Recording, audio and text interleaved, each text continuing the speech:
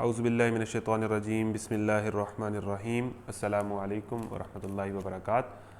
Youth इमोडेस्टी and Islam, नौजवान नस्ल, बेहयाई या बदअखलाक़ी और इस्लाम, ये हमारा लेक्चर है। इसका पार्ट 2 है और आज का जो पार्ट 2 है इसके अंदर हम जो है वो वुमेन राइट्स इन इस्लाम पर बात करेंगे और हमारा जो इसका आखिरी पार्ट होगा उसमें आपके बहुत सारे क्वेश्चंस जो हमारे यहाँ पाए जाते हैं उनके जवाब देंगे। मिसाल के तौर पर कोई एजुकेशन ठीक है कि नहीं ठीक, और नहीं ठीक तो इसमें फिर हमने किस तरह चलना है, और ये जो हमें औरतों की जॉब होनी चाहिए कि नहीं होनी चाहिए, इसमें हमें किस तरह चलना है, और अगर हैं तो फिर हमें किस तरह हमने इस्लाम को फॉलो करना है। फिर उसके बाद फिल्में ड्रामे देखने चाहिए नहीं देखने चाहिए, 4 शादियाँ, औरत के वरासत में हकूक़, ठीक है। इस तरह के बहुत सारे क्वेश्चंस हैं वुमेन राइट्स के हवाले से, उन पे हम इंशाल्लाह बात करेंगे। वो हमारा आखिरी सेगमेंट होगा इस लेक्चर का, जो आखिरी हमारे 20 मिनट्स में हम कवर करने की कोशिश करेंगे। तो एक तो ये चीज़ है, उसमें बहुत सारे सवालों को हम कोशिश करेंगे एड्रेस कर लें। पहले नंबर पर हमारा जो है वो हमने कल का लेक्चर अगर आपने सुना है, अगर नहीं सुना तो इस लेक्चर के बाद सुन लीजिएगा। उसके अंदर हमने क्या है कि हमने जो है ज़िना क्या है, ज़िना की सज़ाएँ क्या हैं, इस्लाम ज़िना को क्यों रोकता है और उसके मुतबादिल क्या देता है, और उसके साथ साथ जो बेहयाई फैलाई जा रही है इतनी ज़्यादा, उसकी क्या वजूहात हैं, क्या चीज़ें हैं, क्या एजेंडा है, क्या असबाब हैं, उन पर हमने डिटेल में बात की थी। और उसके बाद हमने थोड़ी सी वेस्ट की आइडियालॉजी को पढ़ा था, जिसको आज हम मज़ीद पढ़ेंगे कि वो सेकुलरिज्म के नाम पर या फ्रीडम ऑफ स्पीच के नाम पे या फ्रीडम ऑफ एक्शन के नाम पे कुछ भी करते हैं, ठीक है। तो ये सारी चीज़ें हमने कल पढ़ी थी, और आज जो है हम बाकी इसका इस्लामिक नैरेटिव सारा पढ़ेंगे डिटेल में, और सोल्यूशंस क्या हैं वो पढ़ेंगे। तो आज का लेक्चर मैं समझता हूँ कि कल के लेक्चर से इस हवाले से ज़्यादा इम्पॉर्टेंट है, ठीक है जी। तो कुरान का एक हिस्सा पढ़ते हैं, उसके बाद आगे चलेंगे। तो मेरे साथ आप सूरा 21वें सिपारे के आखिरी पेज पर आ जाएं, 21वें सिपारे के 21 सूरा अहज़ाब है, और 21वें सिपारे का जो आखिरी रुकू है वो यहाँ से शुरू हो रहा है, और ये रुकू 22वें सिपारे में ख़त्म होगा। औज़ुबिल्लाहि मिनश्शैतानिर्रजीम बिस्मिल्लाहिर्रहमानिर्रहीम या अय्युहन्नबिय्यु कुल लिअज़वाजिका इन कुन्तुन्न तुरिदनल हयातद दुनिया व ज़ीनतहा फ़तआलैना उमत्तिअकुन्न व उसर्रिहकुन्न सराहन जमीला व इन कुन्तुन्न तुरिदनल्लाह व रसूलहु वद्दारल आखिरत फ़इन्नल्लाह अअद्द लिलमुहसिनाति मिनकुन्न अजरन अज़ीमा या निसाअ अन्नबिय्यि मन यअति मिनकुन्न बिफ़ाहिशतिन मुबय्यिनतिन युज़ाअफ़ लहा अज़ाबु ज़िअफ़ैन व कान ज़ालिका अलल्लाहि यसीरा व मन यक़नुत मिनकुन्न लिल्लाहि व रसूलिहि व तअमल सालिहन नुअतिहा अजरहा मर्रतैनि व अअतदना लहा रिज़्क़न करीमा या निसाअ अन्नबिय्यि लस्तुन्न कअहदिन मिनन निसाइ इन इत्तक़ैतुन्न फ़ला तख़ज़अन बिलक़ौलि फ़यतमअ अल्लज़ी फ़ी क़ल्बिही मरज़ुन व क़ुल्न क़ौलन मअरूफ़ा वक़र्न फ़ी बुयूतिकुन्न वला तबर्रजन तबर्रुजल जाहिलिय्यतिल ऊला वअक़िम्नस सलात व आतीनज़ ज़कात व अतिअन्नल्लाह व रसूलहु इन्नमा युरीदुल्लाहु लियुज़हिबा अन्कुम रिज्स अहलल बैति व युतहिरकुम तत्हीरा वज़्कुरन मा युतला फ़ी बुयूतिकुन्न मिन आयातिल्लाहि वल हिक्मा इन्नल्लाह कान लतीफ़न ख़बीरा। बिस्मिल्लाहिर्रहमानिर्रहीम। ए नबी सल्लल्लाहु अलैहि वसल्लम, अपनी बीवियों से कहो, अगर तुम दुनिया और उसकी जीनत चाहती हो तो आओ, मैं तुम्हें कुछ दे दिलाकर भले तरीके से रुखसत कर दूँ, और अगर तुम अल्लाह और उसके रसूल सल्लल्लाहु अलैहि वसल्लम और दार आखरत की तालिब हो तो जान लो कि तुम में से जो नेकोकार हैं अल्लाह ने उनके लिए बड़ा अजर मुहैया कर रखा है। अच्छा, वाक़या यह है कि नबी करीम सल्लल्लाहु अलैहि वसल्लम की जो अज़वाज थी, उन्होंने नबी करीम सल्लल्लाहु अलैहि वसल्लम से कहा कि आप जो हमारा मंथली ख़र्चा है वो थोड़ा सा बढ़ा दें, क्योंकि नबी करीम सल्लल्लाहु अलैहि वसल्लम के जो घराना है उसमें जो है वो फ़ाके भी होते थे, और मतलब इस तरह कोई बहुत ज़्यादा इस तरह कभी ज़्यादा पैसे और ज़्यादा यहाँ तक भी हालात रहे हैं कि फ़ाके आए हैं, खाने के लिए कुछ नहीं था। तो नबी की बीवियों ने कहा कि आप जो हमारा मंथली ख़र्च है अल्लाह के नबी से वो कुछ बढ़ा दें। अब इतनी सी बात है, कहाँ हम जो जनाब 30-40 हज़ार की शॉपिंग कराती हैं मजाक मजाक में, इधर क्या सूरत हाल है। जो हमारे आइडियल्स हैं उनको क्या कहा गया, बस उन्होंने इतनी सी बात की, और अल्लाह के नबी के लिए ये मुश्किल था, तो कुरान से आयत आ गई कि ए नबी की बीवियों, तुम इस दुनिया की अगर जीनत चाहती हो तो आओ, मैं तुम्हें कुछ दे दिलाकर भले तरीके से रुखसत कर दूँ। अगर नबी के साथ रहना है तो फिर ये चीज़ें तो नहीं होंगी, तुम तो आइडियल हो पूरी दुनिया की औरतों के लिए। उन्होंने कुछ खर्चा बढ़ाने का कहा, और कुरान की आयत नाज़िल होगी कि अगर तुम्हें दुनिया की ज़िंदगी ही चाहिए तो आओ, अल्लाह के नबी को कहा इनको कुछ दे दें, कुछ दे दिलाकर, कुछ माल वगैरह दे के इनको रुखसत कर दें, इनसे अलहदगी इख्तियार कर लें। ये इतनी सख्त आयत है। भले तरीके से रुखसत कर दूँ। और अगर तुम अल्लाह और उसके रसूल और दारे आखरत की तालिब हो तो जान लो कि तुम में से जो नेकोकार हैं अल्लाह उनके लिए बड़ा अजर मुहैया कर रखा है। यानी अगर तुम अल्लाह को चाहती हो और रसूल को चाहती हो और आखरत का घर तुमने बनाना है तो फिर ये दुनिया की जो तलब है तुम्हारे अंदर थोड़ी बहुत भी ये निकाल दो, ठीक है ना। वो आइडियल्स हैं, उनके लिए स्टैंडर्ड्स हैं, ठीक है ना, ताकि अगर उनको देख के जो हमारी औरतें हैं वो कहें कि वो मुख्तलिफ दलीलें निकाल लें कि उन्होंने ऐसे किया था, उन्होंने ऐसे किया था, उन्होंने ऐसे किया था, ठीक है जी। तो आइडियल से तो किसी किस्म की भी गलती जो है वो अल्लाह ताला जो है वो बर्दाश्त नहीं करता कि उन्होंने एक स्टैंडर्ड सेट करना है रहती दुनिया तक के लिए। तो तुम में से जो नेकोकार हैं अल्लाह ने उनके लिए बड़ा अजर मुहैया कर रखा है। और अब इससे पीछे चलें तो पीछे ही आयत है कि तुम्हारे लिए रसूल सल्लल्लाहु अलैहि वसल्लम की ज़िंदगी में बेहतरीन नमूना है, लक़द कान लकुम फ़ी रसूलिल्लाहि उस्वतुन हसना। फिर उसके बाद जो है वो कुछ लोगों की शहादत का जिक्र है। तो इन सारी बातों से पता चलता है कि देखें नबी करीम सल्लल्लाहु अलैहि वसल्लम ने जो ज़िंदगी गुजारी है ना वो ही आइडियल है, लाइफ स्टाइल उन्हीं का आइडियल है, उन्हीं की प्रायोरिटीज़ आइडियल है। और उनकी आप प्रायोरिटी देखें क्या है। हम कहते हैं नबी करीम सल्लल्लाहु अलैहि वसल्लम की सुन्नत दाढ़ी है, नबी करीम सल्लल्लाहु अलैहि वसल्लम की सुन्नत जो है वो शलवार टखनों से ऊपर उनकी होती थी, नबी करीम सल्लल्लाहु अलैहि वसल्लम की सुन्नत मिसवाक है। और हम ये भूल जाते हैं कि नबी करीम सल्लल्लाहु अलैहि वसल्लम की सबसे बड़ी सुन्नत क्या है जिस पे हमारा कोई फोकस नहीं है। नबी करीम सल्लल्लाहु अलैहि वसल्लम की सबसे बड़ी सुन्नत क्या है और ज़िंदगी में उन्होंने सबसे ज़्यादा सुन्नत कौन सी अदा की? अल्लाह के दीन पर चले हैं और लोगों को चलाया, दीन गालिब करने की जिद्दोजहद में सारी ज़िंदगी गुजारी, ये सबसे बड़ी सुन्नत है। तो हम छोटे मसाइल को इतना ज़्यादा जो है उन पर पड़ जाते हैं कि जो असल इस्लाम है हम उसको कहीं दूर कर देते हैं। जो नबी करीम सल्लल्लाहु अलैहि वसल्लम की सबसे बड़ी सुन्नत, सबसे आला सुन्नत, हर दम सुन्नत, जो हर वक्त की सुन्नत है, जो सारी ज़िंदगी चली आई है, वो हमें याद ही नहीं है। तो मतलब दुनिया की ज़िंदगी से बेपरवाह होके उन्होंने मतलब एक जिहाद की ज़िंदगी गुजारी।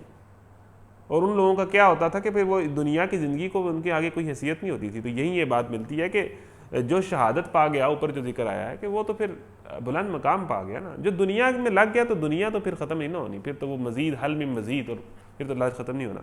तो ऐ नबी की बीवियों, तो ये पहली आयत आई है। उसके बाद नबी सल्लल्लाहु अलैहि वसल्लम की बीवियों दोबारा मुखातिब किया, तुम में से जो किसी शरीफ फाहिश हरकत का इर्तिकाब करेगी उसे दोहरा अजाब दिया जाएगा, अल्लाह के लिए ये बहुत आसान काम है।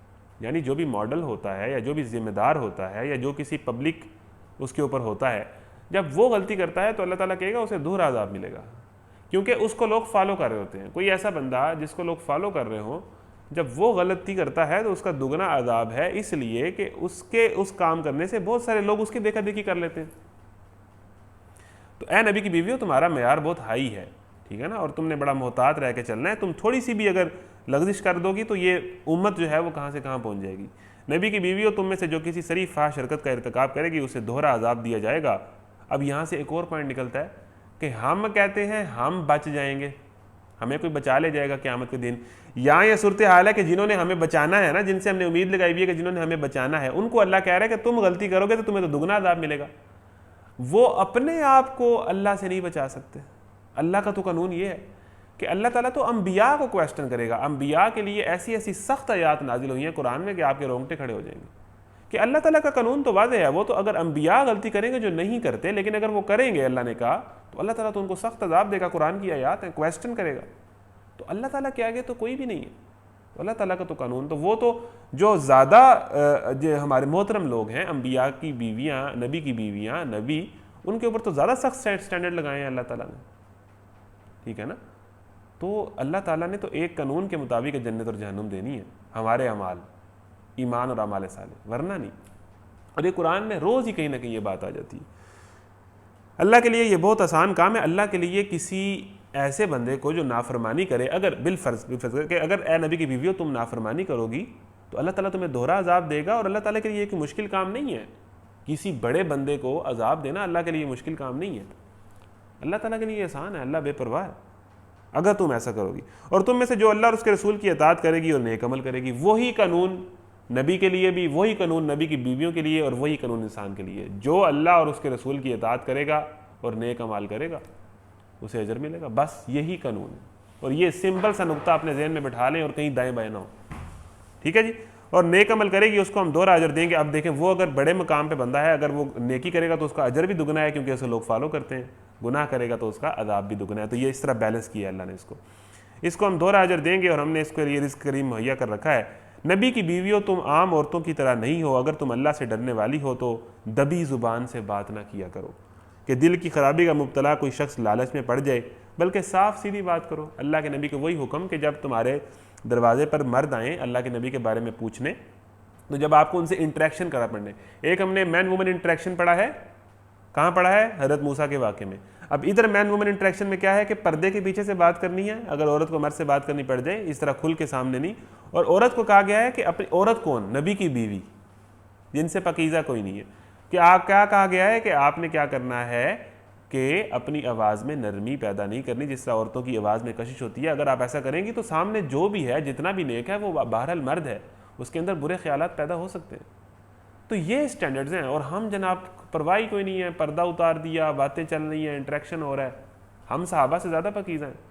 क्या स्टैंडर्ड सेट किए हैं अल्लाह ताला ने, ठीक है ना। तो ये औरत की आवाज़ के ऊपर भी पाबंदी है। इसी तरह यही वजह है कि नमाज के अंदर जब पीछे औरतें भी मुक्तदी बनी हो इमाम के पीछे, तो जब इमाम से गलती हो जाए तो मर्द कहते हैं सुबहान अल्लाह या अल्लाह अकबर कहते हैं।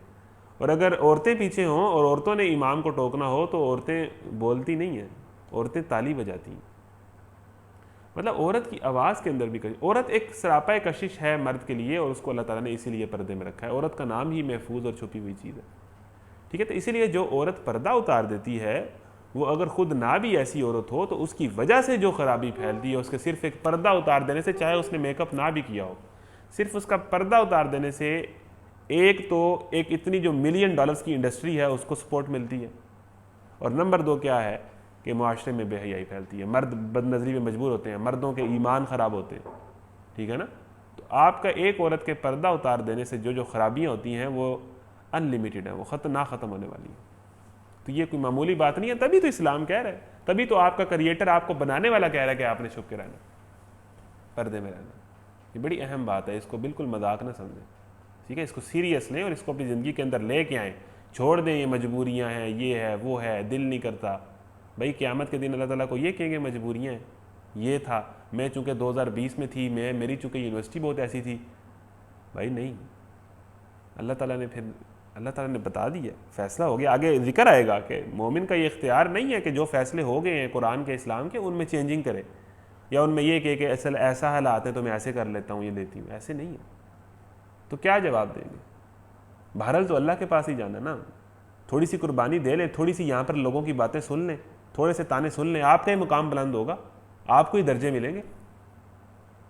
लोगों जब इश्क किया तो डरना किया, जब अल्लाह से इश्क कर लिया और अल्लाह की अतात का जब जिम्मा ले लिया और कलमा पढ़ लिया, तो फिर हिम्मत करें, जो मर्जी बात करें, भाड़ में जाएं।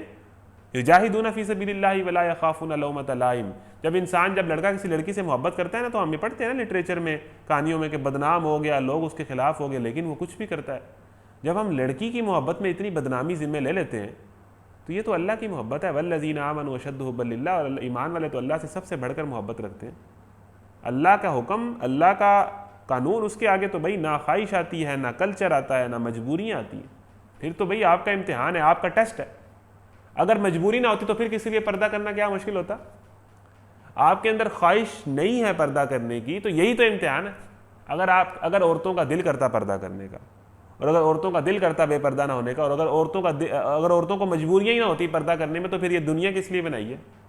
ये दुनिया तो है ही इम्तिहान के लिए। मजबूरियाँ तो होंगी पर्दा करने में, मसाइब तो होंगे, लोगों की बातें तो आएंगी। यही तो टेस्ट है जो अंबिया का भी हुआ है, सहाबा का भी हुआ है, हमारा भी होना है। ये है ही टेस्ट। तो हम कहें कि मजबूरियाँ हैं, तो मजबूरियाँ तो अल्लाह ने दी हुई है मजबूरियाँ, कि आपका टेस्ट लें कि आप करती हैं पर्दा कि नहीं करती। और मर्द के इस बेहयाई के मोल में नज़र की हिफाजत करते हैं कि नहीं करते। तो ऐसा माहौल तो अल्लाह ने दिया ही इसलिए है। अल्लाह ने, मतलब ये अल्लाह की मशीयत और रीज़न से सब कुछ हो रहा है कि दुनिया है ही इम्तिहान के लिए। अगर ये सारी चीज़ें आसान होती तो फिर इम्तिहान किस चीज़ का होता, फिर जन्नत किस चीज़ की होती। तो सुनिए, नबी की बीवियों, तुम में से जो किसी शरीफ है शरकत को, आगे चले, नबी की बीवियों तुम आम औरतों की तरह नहीं हो। अगर तुम अल्लाह से डरने वाली हो तो दबी ज़ुबान से बात ना किया करो कि दिल की खराबी का मुब्तला कोई शख्स लालच में पड़ जाए, बल्कि साफ सीधी बात करो। इसे एक भी बात पता चलती है कि अगर आपको किसी मर्द से बात करनी पड़ जाए ना, तो टू द पॉइंट बात करें। जो आपका काम है, जो आपकी बात है, बस उतनी बात हो गई, बस बात ख़त्म। ये दाएं बाएं की और क्या चल रहा है और सब कैसा है, ये हैं अगली बातें जो ज़रूरी नहीं थी। काम की कोई बात है, ज़रूरी बात है और करनी पड़ गई, तो जब वो बात होगी, बात ख़त्म, चले ख़त्म करें मामला, सीधी बात करो जो बात है बस। और वो भी दबी नरमी से और लहजे में लजाजत से जो औरतें करती हैं उस तरह न करो। देखें कितना मतलब आपके लिए एक क्राइटेरिया दिया है अल्लाह ने। अपने घरों में जिस तरह देखें इसमें अब या औरतें ये कहने लग पड़े कि भाई हम पर जनाब इस्लाम ने इतनी सख्ती कर दी है और इतना सख्त क्राइटेरिया, तो भाई इस्लाम ने जो मर्दों को कहा है ना वो भी आसान नहीं है कि अपनी नज़र की हिफाजत करो। अगर आपके लिए ये मुश्किल है तो मर्द के लिए नज़र की हिफाजत करना भी बहुत मुश्किल है, ठीक है ना। दोनों के ऊपर पाबंदी है, सही है। तो ये है ना समझे कि हमें ही सारी पाबंदियाँ लग गई हैं, मर्द के ऊपर तो ये पाबंदी बहुत बड़ी पाबंदी है कि नज़र की हिफाजत करो, ये आसान तो नहीं। तो इम्तिहान तो दोनों का, और दोनों के अंदर उस इम्तिहान से बगावत का जज्बा अल्लाह ने डाला है कि मर्द का दिल करता है औरत को देखने का, और अल्लाह ने कहा ना देखो, यही तो इम्तिहान है। औरत का दिल करता है बेपर्दा हो के लोगों की तवज्जो लेने का, लोगों की अटेंशन लेने का, या अपना हुस्न लोगों को दिखाने का। औरत ये चाहती है कि मुझे लोग अप्रिशिएट करें, मेरा हुस्न देखें। अल्लाह ताला ने कहा नहीं, सिर्फ महरम को दिखाना है, ना महरम को नहीं दिखा सकती। तो यही तो इम्तिहान है। अपने घरों में टिक कर रहो, ये अल्फाज है जी। औरत का बिला ज़रूरत घर से निकलना, घर से बाहर रहना, पार्टीज़ में होना, आगे पीछे निकलना, ये नहीं पसंद किया गया। अपने घरों में रहें, अपने घरों के अंदर एक दुनिया बसाएं, ठीक है ना। आगे चल के बात करेंगे कि इस्लाम हम किस तरह एंजॉयमेंट कर सकते हैं। पर्दे में रहें, बाहर हों तो पर्दे में रहें, ज़रूरत के वक्त जाएं, ठीक है ना। कोई ज़रूरी जॉब है तो बस वो, बाकी घरों में रहें। असल चीज़ औरत का जो दुनिया है वो उसका घर ही है। अपने घरों में टिक कर रहो, और साबिक दौरे जाहिलियत किसी सज धज न दिखाती फिरो। ये जो सज धज दिखाती थी, बनाव सिंगार करती थी, इसको अल्लाह ताला ने कहा ये तो जाहिल लोग हैं। अगर आज बहुत बड़े सेलिब्रिटीज़ बन गए हैं तो हमने बनाया है, ये तो जाहिल लोग हैं जो अपनी बनाव सिंगार दिखाती हैं ना महरम औरत को। ये मतलब शो करती हैं, ये नहीं कि वो कहती हैं आओ मुझे देखो। जब खोलती हैं, सज धज के बाहर निकलती हैं, यूनिवर्सिटीज़ में पता नहीं क्या बन के आ जाती हैं, तो अल्लाह ताला ने कहा ये तो जाहिल औरतें। जाहिलियत के ज़माने की तरह इस तरह के काम ना करो। नमाज कायम करो, ज़कात दो, अल्लाह और उसके रसूल की अताअत करो। ये वो काम है करने के जो करो। इन पे पैसा लगाओ, इन पे एकेडमीज़ लो, इन पे क्लासेस लो, इनके ट्यूटोरियल्स लो, इनको मज़ीद हसीन बनाओ। नमाज को, ज़कात को, अल्लाह और उसके रसूल की अताअत को, इसमें एक्सीलेंस हासिल करो।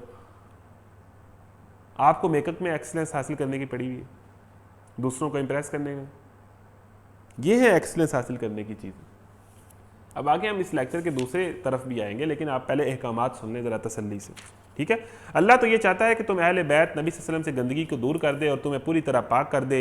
यानी ये गंदगी है, अपना हुस्न जो है वो मर्दों को दिखाना, घरों से बिला ज़रूरत बाहर निकलना, ये गंदगी है, ये नजस है। नबी से गंदगी को दूर कर दे और तुम्हें पूरी तरह पाक कर दे। यानी ये तो आपको अल्लाह ताला आपको इन अहकामात के ज़रिए पूरी तरह साफ़ शफाफ पाक करना चाहता है। याद रखो अल्लाह की याद और हिकमत की उन बातों को जो तुम्हारे घरों में सुनाई जाती हैं, बेशक अल्लाह लतीफ़ और बाखबर है। एक तो ये काम आता है। आगे चले जाएं जी, तो आप आगे आ जाएं जी, मेरे साथ आ जाएं रुकू नंबर 4 पे, ठीक है जी। है लोगो जो ईमान लाए हो नबी करीम सल्लल्लाहु अलैहि वसल्लम के घरों में, या अय्युहल्लज़ीना तदखुलू बुयूतन नबी, है लोगो जो ईमान लाए हो नबी के घरों में बिला इजाज़त ना चले जाया करो, ठीक है जी। आगे चले जी, ना खाने का वक्त ताकते रहो, हाँ अगर तुम्हें खाने पर बुलाया जाए तो ज़रूर आओ, मगर जब खाना खा लो तो मुंतशिर हो जाओ, बातें करने में ना लगे रहो। तुम्हारी ये हरकतें नबी को तकलीफ़ देती हैं, मगर वो शर्म की वजह से कुछ नहीं कहता और अल्लाह हक बात कहने में नहीं शर्माता। अब सहाबी आते थे अल्लाह के नबी के घर, तो खाने पीने के बाद वहीं बैठे रहते थे ना, कुछ देर बातें करते। तो नबी करीम सल्लल्लाहु अलैहि वसल्लम की अब प्राइवेसी है, वो अब चाहते थे कि अब ये चले जाएँ, उनकी अपनी मसरूफियात हैं। तो नबी करीम सल्लल्लाहु अलैहि वसल्लम शर्माते, उनको ये नहीं कहते थे। अब ये नबी करीम सल्लल्लाहु अलैहि वसल्लम की शान है कि आप चले जाएँ, मतलब अब मैंने घर को टाइम देना है वगैरह वगैरह। तो अल्लाह ताला ने कहा कि सहाबा को, कुरान में कह दिया कि अल्लाह के नबी आपको नहीं कहते, लेकिन आपको तो ये बात समझनी चाहिए ना कि किसी के घर में जब आपका काम हो गया तो बिला ज़रूरत उसके घर में ना रहे, सही है। तो ये बाज़ औक़ात हमारे यहाँ भी होता है कि कोई आ जाता है फिर वो जाता नहीं है, ठीक है ना। तो ये हम भी फेस करते हैं। तुम्हारी ये हरकतें नबी को तकलीफ देती हैं, मगर वो शर्म की वजह से कुछ नहीं कहता और अल्लाह हक बात कहने में नहीं शर्माता। नबी की बीवियों से अगर तुम्हें कुछ मांगना हो तो पर्दे के पीछे से मांगा करो। अच्छा, अब इसमें एक और पॉइंट देखें कि नबी की बीवियां तो वैसे ही उनसे निकाह जायज़ नहीं है। हज़रत आयशा का निकाह नहीं ना हुआ। हज़रत आयशा तो 18-19 साल की थी जब अल्लाह के नबी की वफ़ात हो गई। नबी की बीवियों से तो किसी मोमिन का निकाह वैसे ही हराम है। वो जो नबी की बीवी है फिर वो नबी की बीवी है। बात समझ आ गई। उम्महातुल मोमिनीन, वो माएँ हैं, हमारी माँ के दर्जे में, और उनसे निकाह नहीं हो सकता। उनसे वैसे ही निकाह नहीं हो सकता और उनसे इंटरेक्शन के अंदर कितनी पाबंदियां हैं, और जिनसे निकाह हो सकता है यूनिवर्सिटी में पढ़ने वाली लड़कियां। मतलब आप कुछ थोड़ा सा भी अगर अंदाजा करें तो हम कहां जा रहे हैं और कुरान क्या कह रहा है। मतलब इस मसले के ऊपर इतनी सख्तियां, इतनी पाबंदियां क्यों हैं? क्योंकि ये मसला ही ऐसा है। ये मर्द की भी कमजोरी है, औरत की भी कमजोरी है। इसमें थोड़ी सी गफलत कहां से कहां ले जाती है, और हमने जो करतूत शुरू किए हैं। आप कुरान को थोड़ा सा समझे, पढ़े तो सही, तो आपकी तो आंखें खुल जाएंगी कि कुरान क्या कहता है। वो क्रिएटर जिसने मर्द को बनाया है, मर्द की साइकी को बनाया है। वो क्रिएटर जिसने औरत को बनाया है, औरत की साइकी को बनाया है, वो क्या कह रहा है मर्द औरत के बारे में कि भाई अलग रहो, नो मिक्सिंग। अगर कभी बात करनी पड़ जाए मजबूरी में तो पर्दे में, इस तरह, ऐसे ऐसे। ये मसला ही ऐसे है, ये बात ही ऐसे है। नहीं तो बात कहां से कहां पहुंच जाती है। देखें वेस्ट को कहां पहुंचा हुआ, मर्द की मर्द से शादी लीगल होगी, फिर बात रुकती नहीं है, बात निकलती है तो फिर दूर तलक जाती है। आगे चले जी। ये तुम्हारे और उनके दिलों की पाकीज़गी के लिए ज़्यादा मुनासिब तरीका है। अब वो उम्महातुल मुमिनीन भी औरत हैं और सहाबा भी मर्द हैं, ये एक रियलिटी है। अल्लाह ताला कह रहा है कि पर्दे में बात करोगे तो उम्महातुल मुमिनीन के भी दिल पकीज़ा रहेंगे, सहाबा के भी दिल पकीज़ा रहेंगे। आप अंदाज़ा करें ये किस लेवल के अहकामात हैं, मैन वुमन इंटरेक्शन किस तरह यहाँ पर हो रहा है। तुम्हारे लिए ये हरगिज़ जायज़ नहीं है कि अल्लाह के रसूल सल्लल्लाहु अलैहि वसल्लम को तकलीफ़ दो, और ना ये जायज़ है कि उनके बाद उनकी बीवियों से निकाह करो। जायज़ ही नहीं है, जायज़ ही नहीं है, फिर भी ये पाबंदियाँ हैं। और जब अगर जायज़ हो किसी औरत से निकाह तो उससे इंटरेक्शन किस तरह होगा, आप अंदाज़ा करें उसमें कितनी सख्ती है। ये अल्लाह के नज़दीक बहुत बड़ा गुनाह है। तुम खा कोई बात जाहिर करो या छुपाओ, अल्लाह को हर बात का इल्म है। अज़वाज नबी सल्लल्लाहु अलैहि वसल्लम के लिए इसमें कोई मदायका नहीं है कि उनके बाप, उनके बेटे, उनके भाई, उनके भतीजे, उनके भांजे, उनके मेल जोल की औरतें और उनके ममलूक घरों में आएँ। ऐ औरतों, तुम्हें अल्लाह की नाफरमानी से परहेज़ करना चाहिए, अल्लाह हर चीज़ पर निगाह रखता है।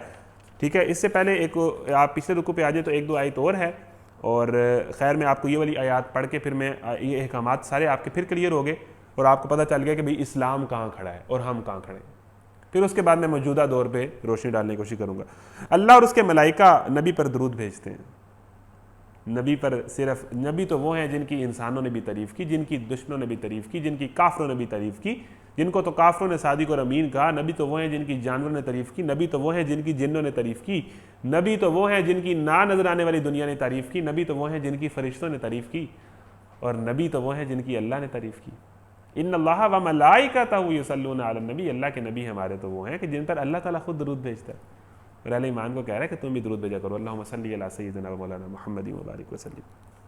अल्लाह और उसके रसूल के मलाइका के नबी पर दरूद भेजते हैं। लोगों जो ईमान लाए हो, तुम भी उन पर दरूद और सलाम भेजो। जो लोग अल्लाह और उसके रसूल को अजियत देते हैं उन पर दुनिया और आखिरत में अल्लाह ने लानत फरमाई है और उनके लिए रुस्वाकुन अजाब मुहैया कर दिया है। अच्छा, ये बात अब टिपिकल मुनाफिकीन के लिए, काफिरीन के लिए है, लेकिन आप मुझे बताएं, अल्लाह और उसके रसूल को, अल्लाह के रसूल कह रहे हैं कि पर्दा करो, मुंह खोल के, मेकअप थोप के, पैंट शर्ट पहन के बाहर निकल जाना, क्या ये अल्लाह के रसूल को अजियत नहीं देगा?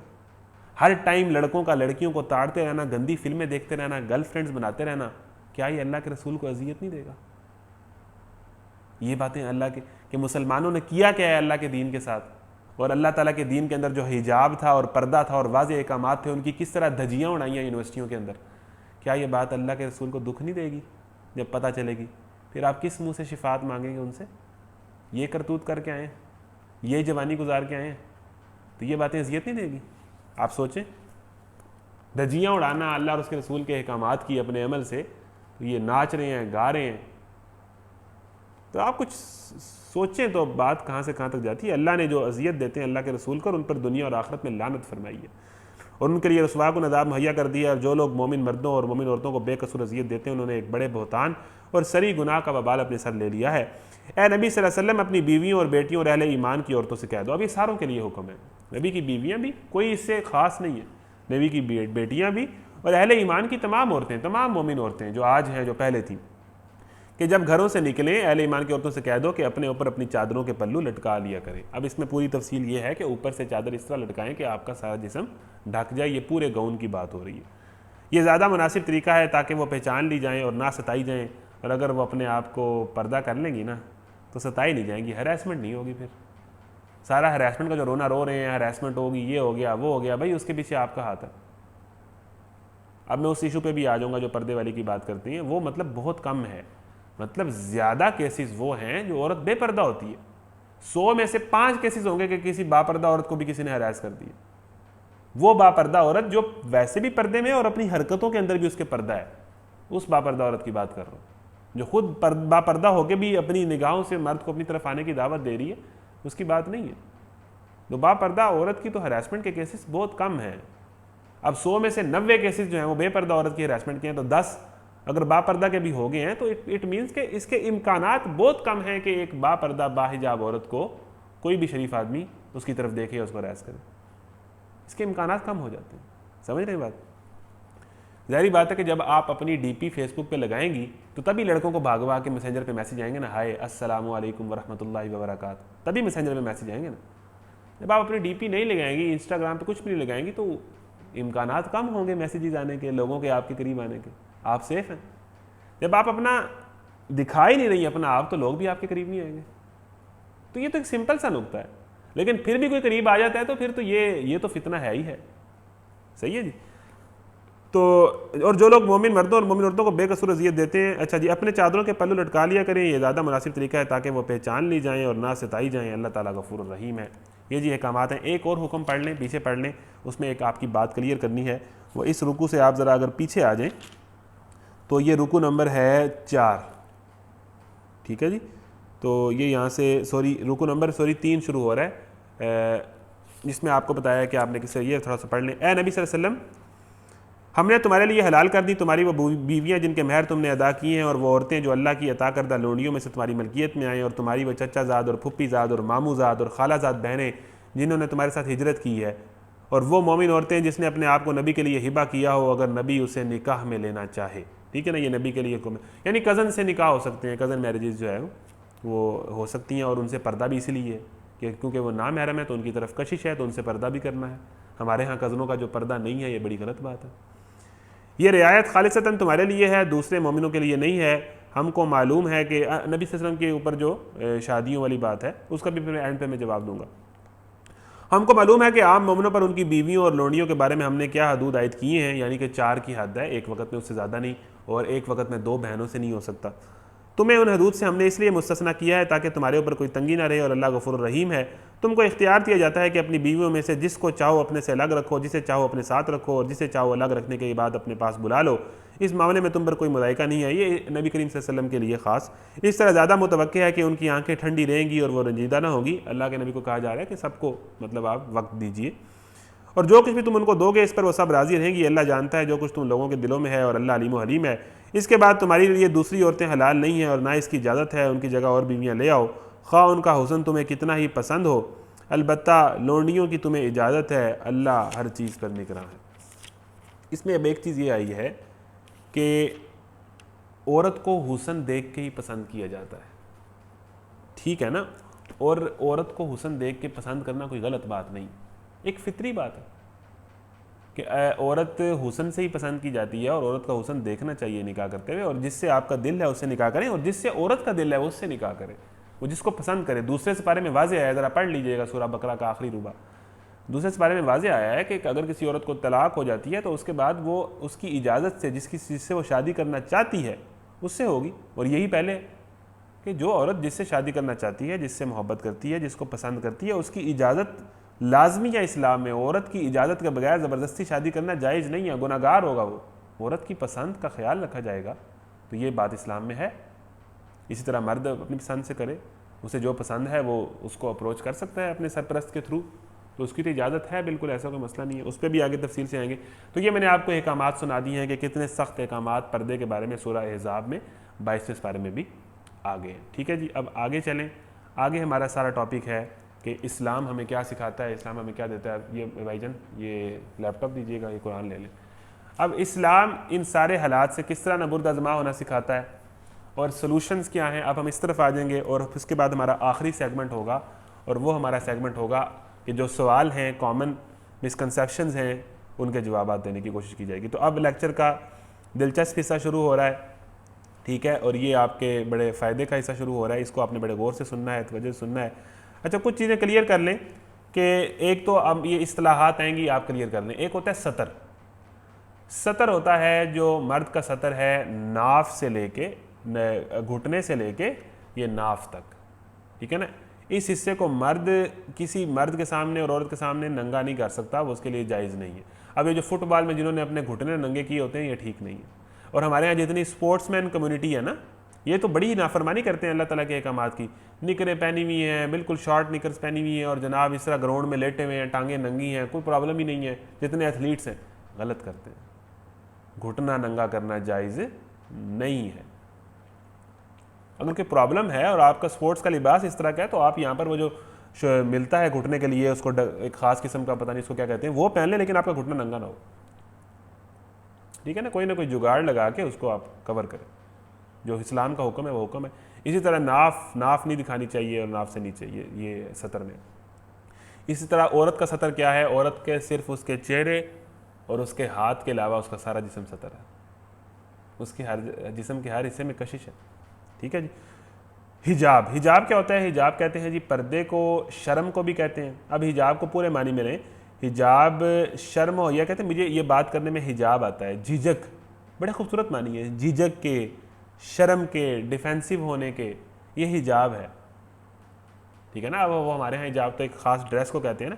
हिजाब बेसिकली शर्म का नाम है। अब हम हिजाब पहन लें और शर्म हमारे अंदर ना आए, जो हमारे यहाँ बहुत सारे हिजाब वालियों का मसला है कि हिजाब पहना होता है, हिजाब करती हैं, निकाब करती हैं और बॉयफ्रेंड्स होते हैं, चैटिंग करती हैं, हर तरह की एक्टिविटीज़ में हिस्सा लेती हैं।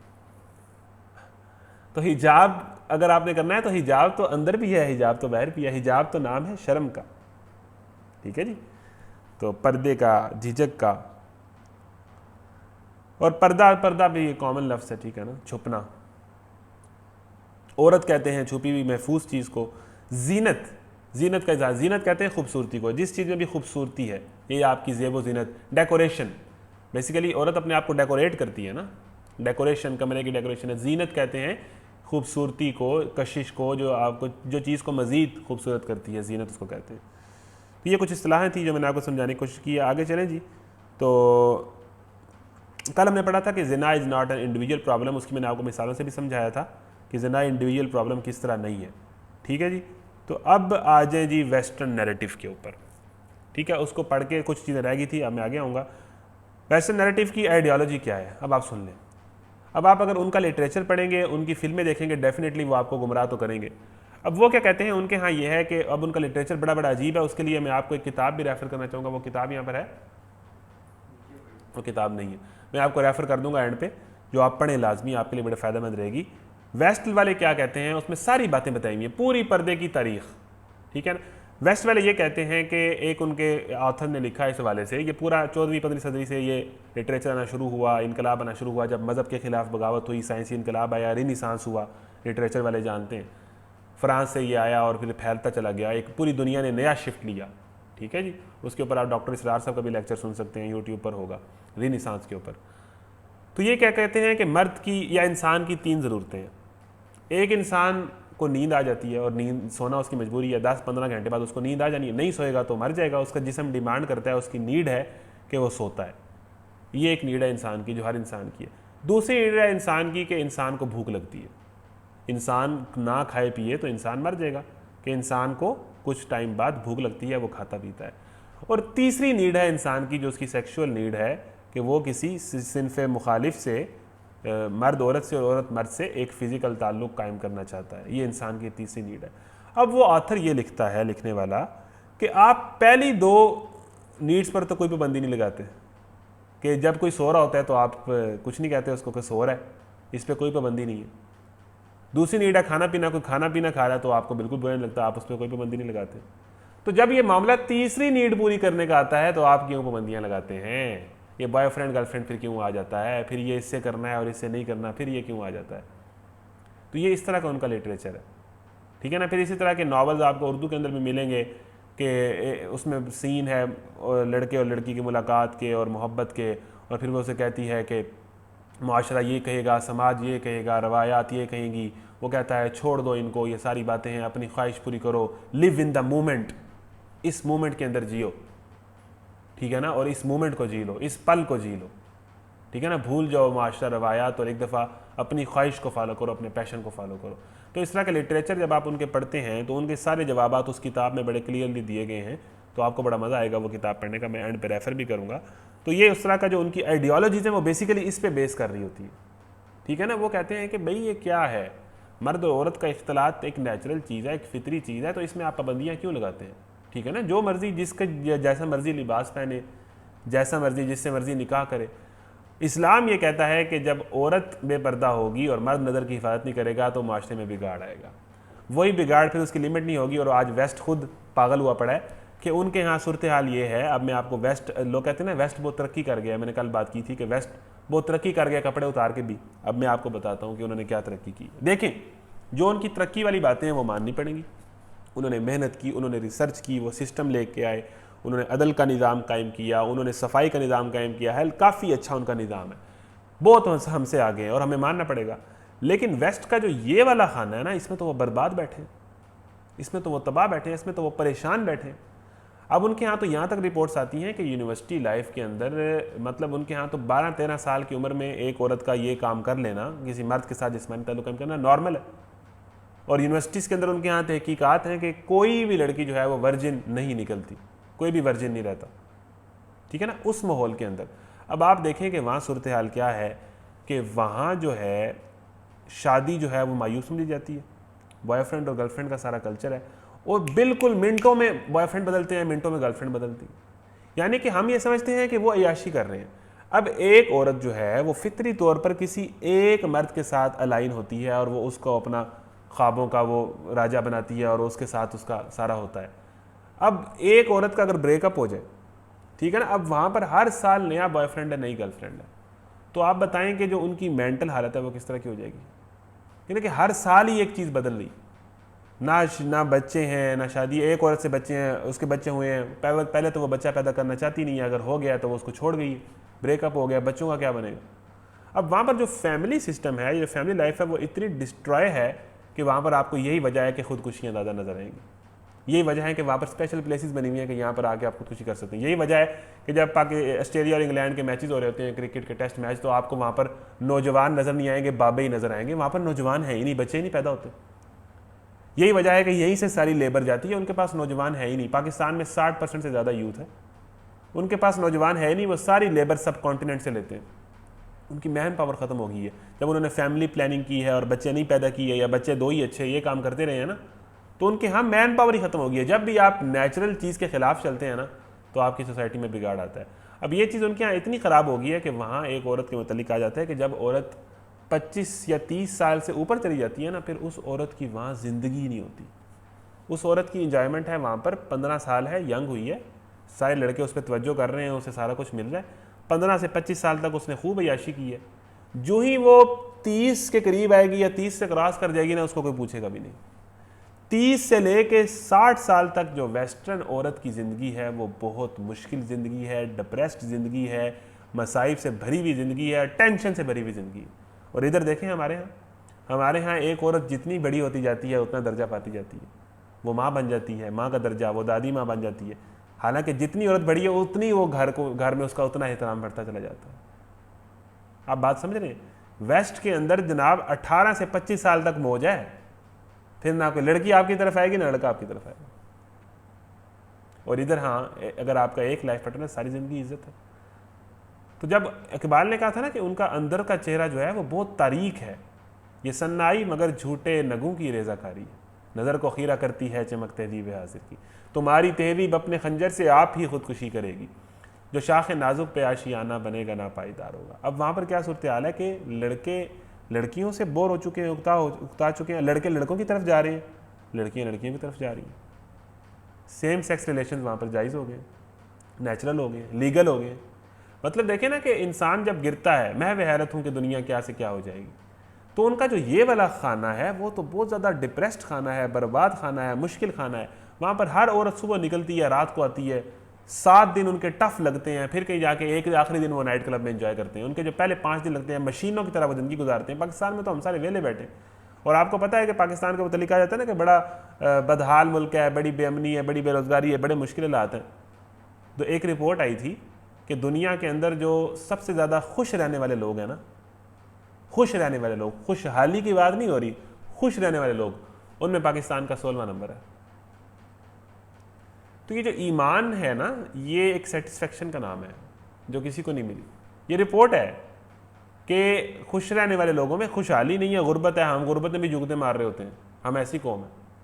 ये तो खुशहाली, खुशहाली बिल्कुल और चीज़ है, लेकिन खुश रहना एक बिल्कुल और चीज़ है जो उनके पास नहीं। तो ये जो ये वाला खाना है ना वेस्ट का, ये वाला, बाकी सारा बिल्कुल ठीक है, तरक्की में वो बहुत आगे हैं, उसकी भी मैं एंड पे आपको मिसाल दूंगा कि वो क्या है। तरक्की में वो बहुत आगे, लेकिन वहाँ मसाइल भी ढेर सारे हैं। और ये वाला जो एक पर्सनल मैटर है, ये जो शादी वाला, निकाह वाला और लाइफ पार्टनर वाला, ये तो उनका बड़ा बिगड़ा हुआ है, बड़ा मसला है उनके यहाँ, बड़ी उनकी मुश्किल ज़िंदगी है। तो उनका नैरेटिव ये है कि भाई इसमें कोई आज़ादी होनी चाहिए, एक औरत जितने मर्जी मर्दों से ताल्लुक़ कायम करे, निकाह एक कैद है, पाबंदी है, बच्चे पैदा करना औरत की मर्ज़ी है, चाहे तो करे चाहे ना करे। तो वो इस तरह की एक आज़ादाना ज़िंदगी गुजारना चाहते हैं, लिबर्टी। ऑब्जेक्शन उनकी ड्रेस कोड के यहाँ पे हैं कि भाई ड्रेस कोड ये क्या होता है, हिजाब क्या होता है, निकाब क्या होता है, जैसा चाहे लिबास पहने। इस्लाम कहता है कि जब औरत अपने जिस्म का इजहार करेगी तो माशरे में बिगाड़ आएगा। अब उन्होंने देखा ना ये बात नहीं समझी, तो उनके माशरे में आप बिगाड़ चेक करें किस हद तक पहुँच गया, किस लेवल तक पहुँच गया। नो लिमिट्स हैं, इंतहा कोई नहीं है। मैंने कहा था कि कहाँ से शुरू हुई बात, आपको पता है 200-300 साल पहले वेस्ट के अंदर जो औरत पर्दा करती थी, अपने पूरा ड्रेस पहनती थी, उसको इज्जत दी जाती थी, और कम ड्रेस पहनना मायूब समझा जाता था। और आप अगर पर्दे वाली किताब जो मैं आपको रेफर करूंगा, उसमें आप अगर तारीख पढ़ें कि दुनिया में जब जब जिस कौम ने तरक्की की है ना, मुसलमान कौम की बात नहीं हो रही, पूरा उस बंदे ने, मुसन्निफ ने लिखा है थ्रू आउट कि यूनानी तहजीब का उसने जिक्र किया है, रूमी तहजीब का जिक्र किया। उसने कहा है कि जब यूनानी तहजीब राज कर रही थी ना, दुनिया में राज कर रही थी, उस टाइम उनकी औरतें भला क्या करती थी, उनकी औरतें घरों में होती थी, उनके यहाँ पर्दे का निज़ाम था, उनके यहाँ शादी और निकाह का पूरा सिस्टम था, जब यूनानी तहजीब अरूज पर थी। और आगे वो लिखता है कि जब यूनानी तहजीब गिरी है ना, तो उसकी मेन वजह क्या हुई कि मर्द और औरत की मिक्सिंग हो गई। वही वाली बात मैंने फुटबॉल मैच की मिसाल दी थी, मिक्सिंग हो गई, और यहाँ तक बात चली गई कि औरत आहिस्ता आहिस्ता आगे से आगे जाती कि एम्पावरमेंट के नाम पे कहाँ से कहाँ पहुँच गई। और एक औरत के कहा है कि 15-15, 20-20 शोहर भी होते थे। यानी जब हम अपने रोल डिफाइन नहीं करेंगे और जब हम अपनी हदें तोड़ेंगे तो बात कहाँ से कहाँ तक चली जाएगी। इस तरह उसने रूमी तहजीब के मतलब लिखा है, जब रूमी तहजीब राज कर रही थी तो रूमी तहजीब के अंदर ये शादी से पहले ताल्लुकात जो हैं वो ठीक नहीं समझे जाते थे। उनके औरतों के यहाँ कुछ स्पेसिफाइड रोल्स थे, उनका एक अपना इज़्ज़त एहतराम का मुकाम था। और तब रूमी तहजीब, जो ही रूमी तहजीब का डाउनफॉल शुरू हुआ है, उसकी मेन वजह वो ये बताता है कि मर्द औरत की मिक्सिंग का। खुद उन लोगों ने माना है इस बात को। और मैंने आपको कहा था कि एक कौम जब तरक्की करती है 100 साल, तो वो इतनी जल्दी गिरती नहीं है। मुसलमान तो जब अल्लाह के नबी गए तो हज़रत अली के बाद वो यजीद और आगे सारा जो सिलसिला है वो तो ख़राब हो चुका था, लेकिन उसके बावजूद भी मुसलमानों ने कितने साल हुकूमत की। 1857 में आके या 1924 में आके काम ख़राब हुआ है ना ओवरऑल। यानी कि एक जब एक सुपर पावर बनती है तो सुपर पावर को ख़त्म होने में भी बड़ा टाइम लगता है। तो उनका टाइम आ गया, और उसकी मेन वजह यह होती है कि जब मर्द को सही रोल ना दिया जाए, औरत का सही रोल ना दिया जाए, और उनके रोल डिफाइन करने में गलती की जाए जो उन्होंने कर दी। अब डाउनफॉल है, नतीजतन डाउनफॉल है, कहानी ख़त्म होने लगी है। तो ये कहानी ख़त्म होते होते ही बड़ा टाइम लग जाता है, 100-200-300 साल लग जाते हैं। लेकिन उसकी मेन वजह उसने लिखी है कि हर तहजीब का जवाल की वजह ये थी, और हर तहजीब के अरूज की वजह यह थी कि वहाँ पर औरत के डिफाइंड रोल्स थे, और इसकी मिक्सिंग को हद्दुल मिक़दार अपने अपने मज़हब के मुताबिक, अपनी अपनी अखलाकियात के मुताबिक रोका जाता था। तो ये पूरा उन्होंने लिखा है, आप किताब पढ़िएगा, आपको मज़ा आ जाएगा। Destruction everywhere. आगे चलते हैं जी। आगे अब जो है बैलेंस्ड ओपिनियन ऑफ इस्लाम। अब मैं आ जाऊँगा इस्लाम की तरफ। अब 5:45 हो गए हैं, तो मैं इंशाल्लाह कोशिश करूँगा कि जो है वो 6:15, 6:20 तक जो है वो मैं सॉरी आपके यहाँ तो टाइम और होगा क्योंकि लेक्चर बाद में आने होना है। तो अब लेक्चर का दूसरा पार्ट शुरू हो रहा है, तो मैं आधे घंटे अब बैलेंस्ड ओपिनियन ऑफ इस्लाम से दूँगा कि इस्लाम क्या कहता है। नंबर 1 आ जाइए वुमेन राइट्स पे। ये बड़ा जी हॉट इशू है कि औरतों के हकूक़ की बड़ी बात हो रही है, तो औरतों के हकूक़ क्या हैं। पहली बात, औरतों की तालीम हासिल करना बिल्कुल जायज़ है, बल्कि ज़रूरी है। आप कितनी औरतें हैं? 60% तो औरतें हैं, ज़्यादा औरतें। ज़्यादा औरतों को अगर आप जाहिल रखेंगे तो एक तबका जाहिल होगा पूरे मुल्क का, और आधा तबका जो है पढ़ा लिखा होगा, तो मुल्क का तो बेड़ा गर्क हो जाएगा। एक आपकी ज़िंदगी का एक पार्ट है ना, निस्फ पार्ट औरत है, निस्फ पार्ट मर्द है। तो पहली बात है कि औरतों की तालीम तो इल्म हासिल करना हर मुसलमान मर्द औरत पर फ़र्ज़ है। अब इसमें जो हमारे यहाँ तालीम का निज़ाम है, को एजुकेशन, वो एक अलग बहस है। लेकिन बात यह है, जो मतलब औरतों की तालीम के ख़िलाफ़ बात करते हैं, मैं कहता हूँ ये तो पर्दे के लिए ज़रूरी है कि औरतों की तालीम होनी चाहिए। मिसाल के तौर पर एक औरत ने, बाहया औरत ने अपना इलाज कराना है, उसको कैंसर हो गया है, उसको कोई बीमारी हो गई है, कोई इन्फेक्शन हो गया, उसने अपना जिस्म दिखाना है और उसने इलाज कराना है, तो अगर डॉक्टर औरत ना हुई तो वो किससे इलाज कराएगी? तो औरतों का डॉक्टर बनना बड़ा ज़रूरी है। तो बिल्कुल अंडरस्टूड बात है।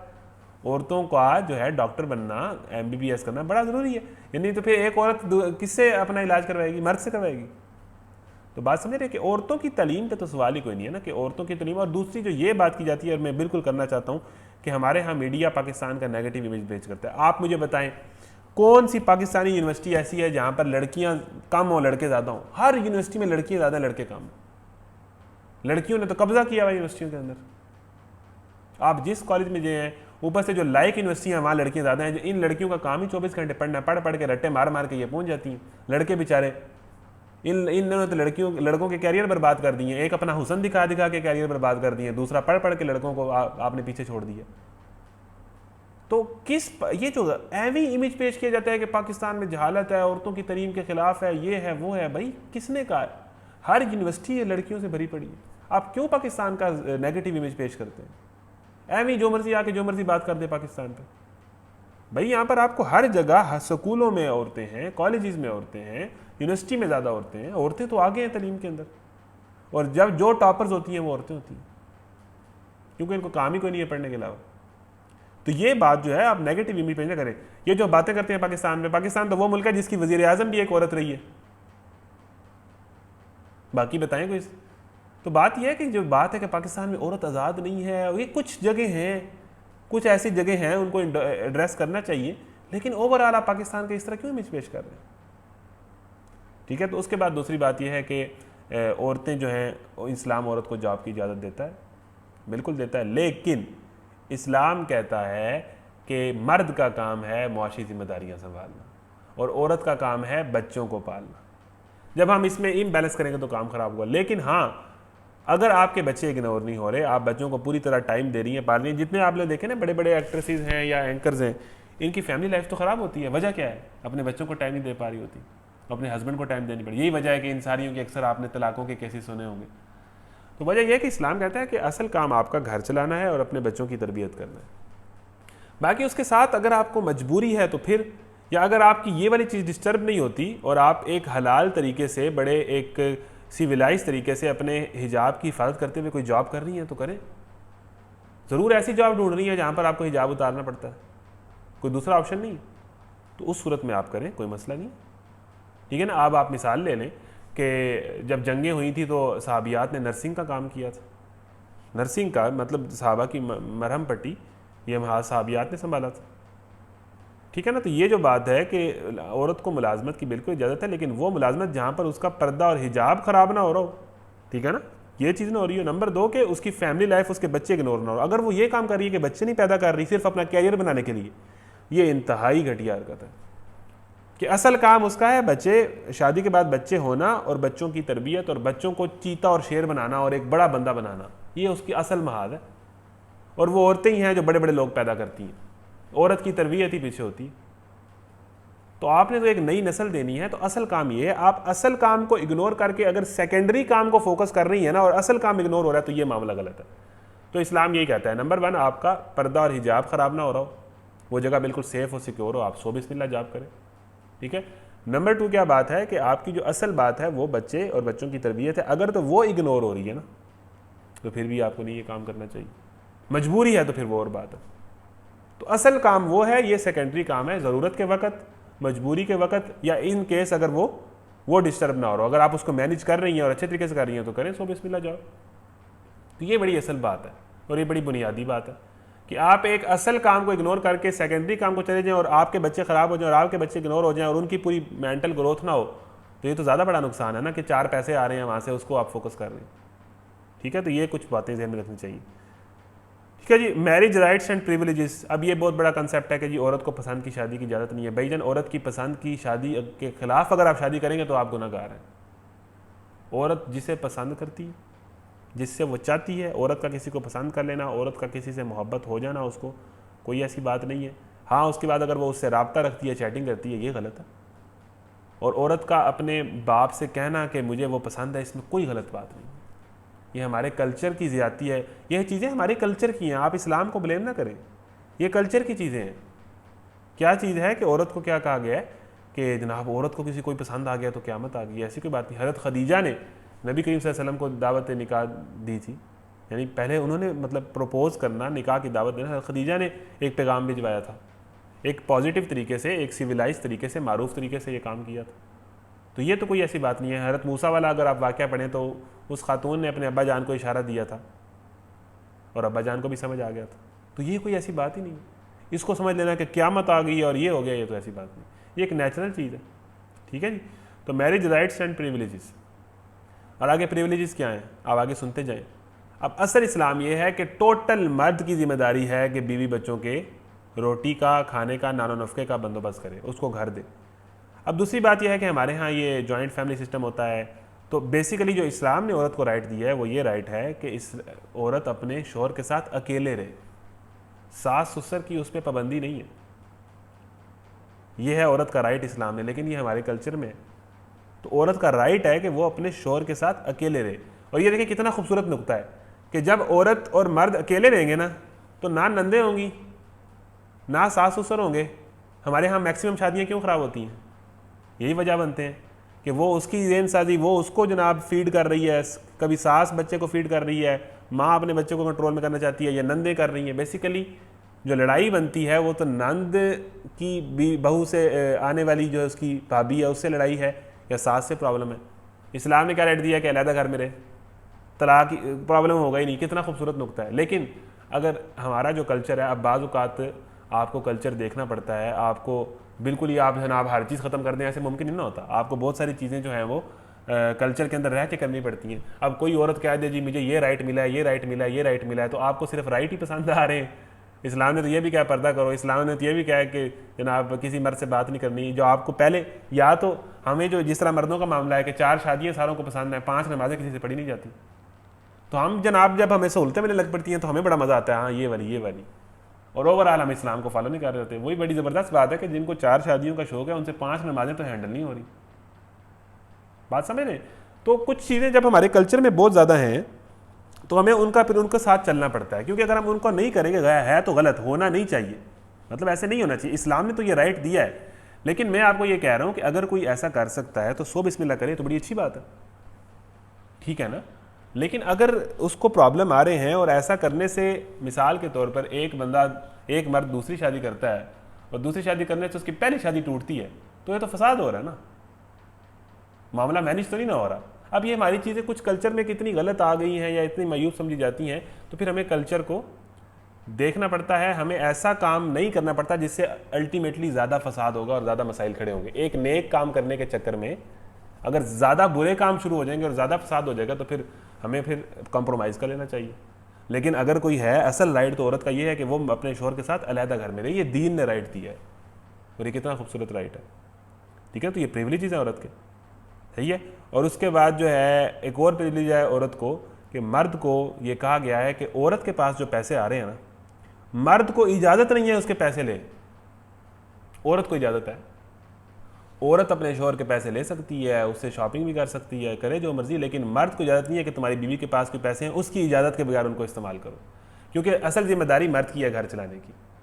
औरत के जो साथ पैसे हैं वो उनसे मौजे मारे, ये प्रिविलेज है औरत का, क्योंकि मर्द की जिम्मेदारी है उसने घर चलाना है। मुआशी जिम्मेदारी इस्लाम ने मर्द को दी है और यही असल बात है। और ये ठीक नहीं है कि औरत इस जिम्मेदारी को ले, ये बात ठीक नहीं है। मर्द को ये काम करना चाहिए, मर्द नहीं करना है, मर्द की जिम्मेदारी, औरत घर में रहे, उसका असल काम बच्चों की परवरिश।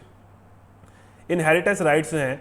अब आपको पता है कि इस्लाम से पहले लोग 10 शादियाँ कर लेते थे, औरत को जिंदा दरगोर कर देते थे। अल्लाह के नबी ने क्या करवाया कि औरत की जिंदा दरगोर करना ख़त्म कराया, औरत को राइट्स दिए, औरत को माँ का दर्जा दिया, बहन का दर्जा दिया, औरत को विरासत में हिस्सा दिलाया, और शादियों पर कैद लगाई कि भाई 10 शादियाँ कर देते हो, लोंडियाँ रखी हुई हैं, 4 से ऊपर शादियाँ नहीं करनी एट अ टाइम। इस्लाम ने ये सारी कैद लगाई। पहले बिल्कुल और कल्चर था, इस्लाम ने तो औरत को आज़ादी दी, इस्लाम ने तो औरत को आज़ादी दी, विरासत में हिस्सा दिलवाया। अब विरासत में लोग कहते हैं कि जी 2 हिस्से हैं, तो उसमें मैं आपको बात बताता हूँ कि 2 हिस्से मर्द के हैं तो औरत का कम क्यों है। क्यों? इसलिए कि मर्द को अगर विरासत में 2 हिस्से दिए हैं तो उसके साथ मर्द के ऊपर जिम्मेदारी लगाई है कि घर का खर्चा आपने चलाना है, और औरत को जो 1 हिस्सा दिया है वो उसका है। आप समझ रहे हैं बात? मिसाल के तौर पर मर्द को मिले विरासत में 100 रुपये 2 हिस्सा, औरत को मिले 50 रुपये। अब मर्द के पास 100 रुपये हैं तो उसके साथ उसके ऊपर ये जिम्मेदारी है कि आपने सारे घर के खर्चे इसमें मैनेज करने हैं। अब 100 में से 70 रुपये तो घर के खर्चों में चले गए, बिजली का बिल, बच्चों की फीस, मर्द के 100 में से 70 रुपये तो चले गए घर के खर्चों में, कितने बचे? 30 बचे। और औरत के पास कितने हैं? 50। किसके पास ज़्यादा हुए? औरत के पास। मर्द को जो एक हिस्सा ज़्यादा मिला है वो उस जिम्मेदारी के साथ ज़्यादा मिला है कि उसने सारी माशी जिम्मेदारी संभालनी है, और औरत को जो एक हिस्सा कम मिला है वो सारा उसका। तो मर्द के तो आधे से ज़्यादा पैसे तो खर्चों में चले जाएंगे, और औरत के पास सारे के सारे पैसे उसके लिए। तो देखें ना, तो ये जो बात है, हर बात का जवाब है। हम जो है वो हर बात में जनाब लोगों की बातों में आ जाते हैं और इस्लाम से बदजन हो जाते हैं।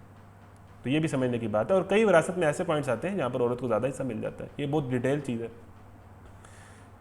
अच्छा जी, नो इकोनॉमिक रिस्पॉन्सिबिलिटीज, ये भी औरत का प्रिविलेज है कि औरत को क्या कहा है इस्लाम ने कि आपने इकोनॉमिक पर्सनैलिटी, आपने माशी जिम्मेदारियाँ नहीं लेनी, ये आपकी दर्द सर है ही नहीं, ये आपकी टेंशन है ही नहीं, आप घर में सुकून करें, मर्द का काम है।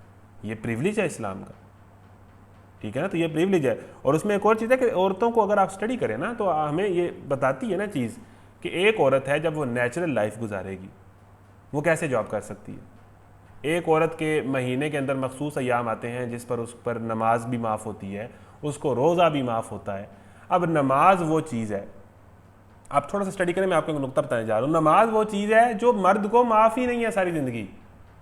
कहा गया है कि बीमार हो नमाज पढ़ो, जंग की हालत में हो नमाज पढ़ो, अमन की हालत में हो नमाज पढ़ो।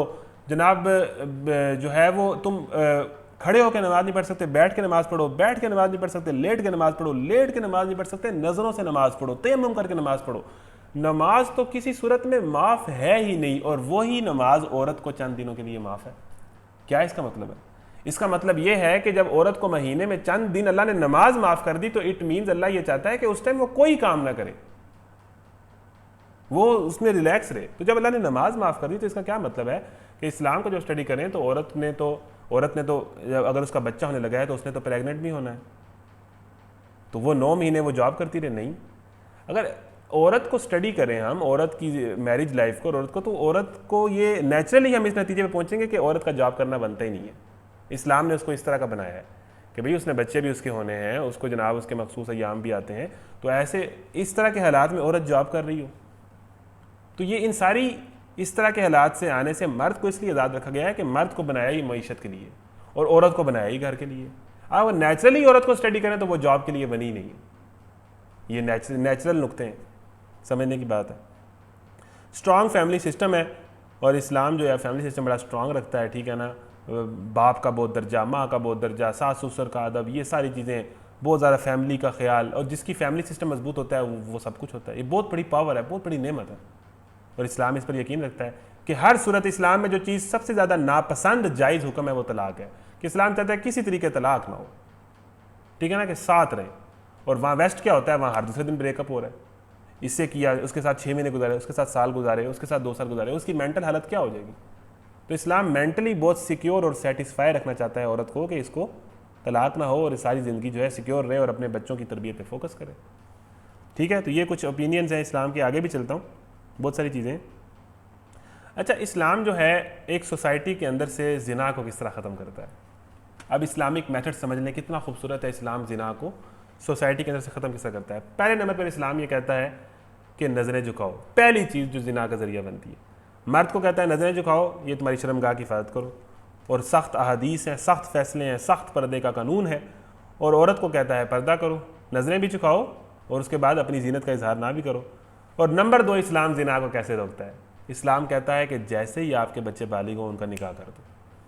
ये प्रिविलेज है इस्लाम का, अर्ली मैरिजेस, जैसे ही बालिग हो जाए, मतलब ये 18, 19, 20 साल की जो एज है ये निकाह की एज है और इसमें हो जाना चाहिए। और औरतें तो जल्दी हो जाती हैं 14, 15, 16, 17 साल में। तो ये हमें, अगर वेस्ट वाले कहें, ये जो नंगे लोग हैं, ये हमें कहें कि जनाब अर्ली मैरिजेस तो औरत के साथ जुल्म है, अब ये हमें बताएंगे औरत के साथ जुल्म क्या है जिन्होंने औरत को नंगा कर दिया है। तो इनसे क्यों हम सीखते हैं, ठीक है जी। हाँ, औरत की चॉइस, औरत की पसंद सारी। आगे जी, डिस्करेजमेंट ऑफ अनमैरिड लाइफ। इस्लाम एक और काम क्या करता है कि इस्लामिक स्टेट में क्या होगा कि जो बंदे भी कवारे होंगे ना, ठीक है ना, इस्लाम उनको डिस्करेज करेगा, उनको जुर्माना करेगा, उनको पाबंदियाँ लगाएगा। अगर उनकी शादी नहीं हो रही तो उनकी शादी करवाएगी स्टेट। इस्लाम किसी भी अनमैरिड बंदे को पसंद नहीं करता जो बालिग हो चुका हो। इस्लाम कहता है फ़ौरन शादी करो, क्योंकि ये मामला ही ऐसा। Complete ban on every kind of immodesty. फिर इस्लाम किस तरह ख़त्म करता है, जब इस्लामी कानून होगा तो इस्लाम क्या करता है कि जब इस्लाम, फिर कोई गंदी फिल्में नहीं होंगी, फिर किसी औरत फ्लैक्स के ऊपर औरत नहीं लगी होगी, फिर ये मखलूत कल्चर नहीं होगा, फिर ये नाच गाने नहीं होंगे, फिर नेट पर गंदी फिल्में बैन होंगी, फिर ये इस तरह की बेहयाई की फिल्में और बेहयाई के नावल नहीं आ रहे होंगे, बेहयाई, फिर ये नाइट क्लब्स नहीं होंगे, फिर बेहयाई के जितने अड्डे हैं ना और जितने ज़राए हैं ना और जितना लिटरेचर है और जितनी फिल्में हैं वो इस्लाम उनको बैन कर देगा। यही चीज़ें हैं जिन्होंने हमें आग लगाई हुई है। जब हम ये चीज़ें देखेंगे ही नहीं तो कितना सुकून होगा, कितने हम रिलैक्स होंगे। तो इस्लाम इन चीज़ों पर कंप्लीट बेहयाई की किसी भी चीज़ को इस्लाम फैलने नहीं देता। हम जो कहते हैं ना कि हर किसी को आज़ादी है लिबास की, वो जो चाहे कर रहा है उसका अपना मसला है, तुम कौन होते हो उसकी ज़िंदगी में दखल देने वाले। इस्लाम कहते हैं दखल देना है, इस्लामिक स्टेट में बुराई को नहीं होने देना है, बुराई से रोकना हर मुसलमान की जिम्मेदारी है। हम कहते हैं जी उनका अपना ओपिनियन है, ना कोई कानून हरकत में आता है ना कोई स्टेट हरकत में आती है। उल्टा हम जो बेहया औरतें हैं उनके ऊपर ड्रामे बना रहे होते हैं। अभी ये हुआ कि एक औरत, बहुत फाहिशा औरत जो है, बहुत ही अल्लाह अल्लाह अल्लाह माफ़ करे, एक मतलब ये हुआ ना कि उसको कत्ल कर दिया गया, तो उसके ऊपर जनाब ड्रामे बन रहे हैं, उसको एज अ हीरोइन पेश किया जा रहा है। अल्लाह हर मरने वाले को माफ़ करे। लेकिन ये क्या हम कर रहे हैं कि हम बेहया औरतों को सदारती अवार्ड दे रहे हैं। हम बेहया औरतों को डिस्करेज करने की बजाय, बेपर्दगी को डिस्करेज करने की बजाय उन्हीं लोगों को सेलिब्रिटीज़ बना रहे हैं, उन्हीं लोगों को अवार्ड्स दे रहे हैं, कभी लक्स अवार्ड, कभी स्टाइल अवार्ड्स, कभी सदारती अवार्ड्स, कभी अमन का सफ़ीर। जब आप ये करेंगे, कभी फलाना आइडल, कभी फलाना आइडल हो रहा है, हर नाचने गाने वाले को प्रमोट किया जा रहा है, ऑडिशंस हो रहे हैं। हम तो इस काम को प्रमोट कर रहे हैं, इस पे इनामात दे रहे हैं। कितना उल्टा चल रहे हैं हम इस्लाम से। Don't advertise simple. इस्लाम एक और बात कहता है कि अगर किसी से जिना हो जाए ना, अब हमने इस्लाम की एक तो ये साइड पढ़ी है कि इस्लाम 100 कोड़े मारता है, अब इस्लाम की दूसरी साइड पढ़े, वो 100 कोड़े तब मारता है जब 4 गवाह मिल जाएं उस बात के कि उसने जिना किया है, और 4 गवाह अदालत में आके गवाही दे दें। अगर ना हो सके तो फिर उसको पड़ेंगे कोड़े जिसने इल्ज़ाम लगाया। लेकिन दूसरी तरफ इस्लाम ये भी कहता है कि तुम पर्दा करो, जिसने किसी के गुनाह पे पर्दा डाला अल्लाह उसके गुनाहों पे पर्दा डालेगा। तो इस्लाम ये कहता है कि किसी से गुनाह हो जाए और तुम्हें पता चल जाए ना तो पर्दा डालो। ये इस्लाम का बड़ा खूबसूरत, इस्लाम तो यहाँ तक सिखाता है, इतनी खुशगुमानी रखने। हम कहते हैं ना कि उसकी टोल लगा, वो क्यों कह रहा था, वो क्या कह रहा था, वो क्यों वहाँ बैठा था, हम बहुत टोल लगाते हैं ना। इस्लाम कहता है कि अगर किसी के चेहरे के ऊपर शराब गिरी हो ना और उसके दाढ़ी के बालों से शराब गिर रही हो, फिर भी तुम ये कहो कि इसने शराब नहीं पी, बल्कि किसी ने इसके ऊपर शराब फेंक दी, किसी के दाढ़ी से भी शराब टपक रही हो ना, तो इस्लाम इतनी खुशगुमानी रखने का कहता है कि तुम ये ना कोई इसने शराब पी है, तुमने चूंकि देखा नहीं, तुम यही गुमान रखो कि इसके ऊपर शायद किसी ने शराब फेंक दी हो। इस हद तक अच्छा गुमान रखने की तरकीन करता है इस्लाम। इल्ला ये कि आपकी आंखों के सामने आपकी एक चीज़ हो गई है तो फिर हम जनाब, हमारे यहाँ औरतों के अंदर बहुत चीज़ है कि उन्हें इंज कीता तो उन्हें इंज कीता तो उदाया मतलब सी तो लगाना, तो ये ठीक है, ये चेक कर लें चल भी रही है कि नहीं। फिर डोंट एडवर्टाइज, कहते हैं कि अगर आपसे गुनाह हो गए हैं, इस्लाम कहता है तो उनको एडवर्टाइज ना करें, फेसबुक पे स्टेटस ना लगाएं कि मैंने ये काम किया और अब मैं दोस्तों को बताओ आज मैं इंज कीता। गुनाह हो गए हैं तो ये ईमान की इलामत है कि बंदा शर्मिंदा होता है और बंदा छुपा लेता है। जो बंदा गुनाह करके लोगों को बताए फ़ख्र से और फ़ख्र से लोगों के अंदर गुनाह करे, वो तो पता नहीं किस कैटेगरी में है। जब तक तुम्हें गुनाह करके शर्मिंदगी महसूस हो, समझ लो तुम मोमिन हो। लेकिन गंदा अमल करके, गंदी फिल्म देख के तुम्हें कोई हया ही ना आए और तुम रिलैक्स फिर रहे हो और इन्जॉय कर रहे हो, तो समझ लो ईमान निकल गया है। ईमान तब तक है जब तक आपको गुनाह पे शर्मिंदगी हो रही है, नेकी पर खुशी हो रही है। ये ईमान को टेस्ट करने का एक लिटमस टेस्ट अल्लाह के नबी ने दिया है ईमान का। स्ट्रिक्ट रूलिंग ऑन जिना, और इन सारे हालात की तो देखें, अब एक माशरा है जहाँ पर मखलूत निज़ाम नहीं है, जहाँ पर औरतें बापर्दा हैं, ठीक है, जहाँ पर कोई गंदी फिल्म नहीं है, जहाँ पर कहीं न कोई नाइट क्लब नहीं है, जहाँ पर कोई गंदा लिटरेचर नहीं है, और जहाँ पर मर्दों की नज़रें झुकी हुई हैं, औरतें बापर्दा हैं, जहाँ पर हर तरह की बेहयाई के ऊपर बैन है, जहाँ पर जो बालिग होता है उसका निकाह कर दिया जाता है। मुझे बताएं उस माशरे में कोई जिना करेगा या जिना कर सकेगा? पॉसिबल ही नहीं है। और फिर अगर कोई जिना कर दे, यानी एक इस्लाम, जब हम कहते हैं ना इस्लामी सज़ाएँ बहुत सख्त हैं, इस्लाम तब 100 कोड़े मारता है जब वो पूरा निज़ाम दे दे इस्लाम का। इस्लामी सज़ाएँ एंड पे आती हैं। ये इस्लामी सज़ा 100 कोड़े वाली तब होगी कि जब एक बेहयाई बैन होगी, जल्दी शादियाँ हो रही होंगी, एक पूरा सिस्टम होगा, एक पूरे सिस्टम के थ्रू इस्लाम चलता है। और फिर ऐसे माहौल में कोई ऐसा बदबख्त आदमी, तब भी जब जिना करना मुमकिन ही नहीं है, फिर भी जिना कर बैठे ना, और फिर भी जब 4 गवाह मिल जाएं, फिर जाके 100 कोड़े पड़ते हैं। ये बहुत अल्टीमेट और आखिर में जाके शाज़ो नाज़र होता है। और आप बताएं कि जिसको फिर 100 कोड़े पड़ गए पब्लिक के अंदर, तभी अब आपको सारी बातें समझ आ रही है ना जो कल की थी कि उस पर तरस ना खाओ, उसको पब्लिक के अंदर 100 कोड़े मारो, लड़की को भी लड़के को भी। ये पूरा एक निज़ाम दे के फिर ये एंड पे चीज़ आती है। मतलब ये शाज़ो नाज़िर ही होगा, किसी को कोड़े पड़ेंगे तो जब इसको 100 कोड़े पड़ जाएं तो फिर कोई दूसरा ये काम नहीं करेगा, फिर कोई नहीं सोचेगा कि मैं किसी छोटी बच्ची के साथ ज़्यादती करूँ, फिर ये चीज़ें ख़त्म होंगी। हम बस स्टेटस लगा देते हैं, डीपियाँ लगा देते हैं, इजहार यकजहती कर देते हैं, इससे गुनाह नहीं ख़त्म होता। मुजरिम मुजरिम ही रहता है। मुजरिम को पड़े ना जब चौक में 100 कोड़े, फिर मुजरिम बंदे का बच्चा बनता है और बाकी मुजरिम ठीक होते हैं कि भाई ये काम नहीं करना। और फिर भी यहाँ से एक और बात पता चलती है कि जो जिना कर बैठे और 100 कोड़े खा लेना, उसका गुनाह माफ़ है। ये एक और इस्लाम का प्रिविलेज है कि जो बंदा, एक शादीशुदा औरत अगर जिना कर लेती है उसकी क्या सज़ा है? संगसारी। तो अगर वो संगसार हो गई ना तो क़यामत के दिन उसे उस गुनाह की सज़ा नहीं मिलेगी। तो ये भी कितना बड़ा प्रिविलेज है कि अगर आप 100 कोड़े खा लेते हैं ना तो आपका वो गुनाह माफ़ हो जाएगा। अल्लाह ताला फिर आपसे नहीं पूछेगा, अल्लाह ताला आपको बिल्कुल पाक कर देगा अगर आप माफ़ी मांग लें। एक वाक़या हुआ कि एक औरत को संसार किया गया, तो सहाबा ने, एक सहाबी ने उसे बुरा भला कहा कि कैसी औरत थी, तो अल्लाह के नबी ने कहा कि इस औरत को कुछ ना कहो। इस औरत ने वो तौबा की है कि पूरे शहर के लोगों पे ये तौबा तकसीम की जाए तो सारों के गुनाह माफ़ हो जाए। तो जो संसार हो गया या जो जिसने इस्लामी सज़ा ले ली और अपने ऊपर हद लग गई, तो ये एक और उसको प्रिविलेज है कि उसका वो वाला गुनाह माफ़ हो गया, आखिरत में उसका सवाल नहीं होगा। तो ये आप सारी चीज़ें इस्लाम इस तरह, देखिए अब चुटकी में ख़त्म नहीं कर दिया ज़िना को, बेहयाई को। और आपको पता नहीं है ना कि किसी के साथ अगर हो जाए ज़िना या किसी की बच्ची या बच्चा ये काम कर बैठे तो वालिदैन पे क्या गुजरती है और क्या ज़िंदगी होती है। और ये गुनाह वो गुनाह है, ये इंसानी फितरत की बात है कि जिस बंदे ने ये गुनाह किया हुआ ना, सारी ज़िंदगी उसकी आंखों के सामने ये गुनाह रहता है, वो भूलता नहीं है। ये ऐसी गंदी हरकत है, वो भूलता नहीं। उसके ज़हन में एक रिग्रेट रहता है, यार ये मैंने काम किया था। फितरत से हटा हुआ काम है ना। तो यूँ इस्लाम ख़त्म करता है ज़िना को और यूँ प्रिविलेज देता है इस्लाम औरत को। अच्छा जी, आगे चलें जी, कुछ बातें और हैं, उसके बाद सवालों के जवाब हैं। अच्छा, positives and negatives of Pakistani culture. मैंने आपको कहा था ना कि पाकिस्तान में बहुत सारी चीज़ें आप कहते हैं कि जी नेगेटिव है, ऐसा नहीं, लेकिन कुछ चीज़ें नेगेटिव हैं भी। पाकिस्तान के अंदर आपको औरत का बहुत ज़्यादा एहतराम मिलेगा और ये रियलिटी औरतों को मानना चाहिए।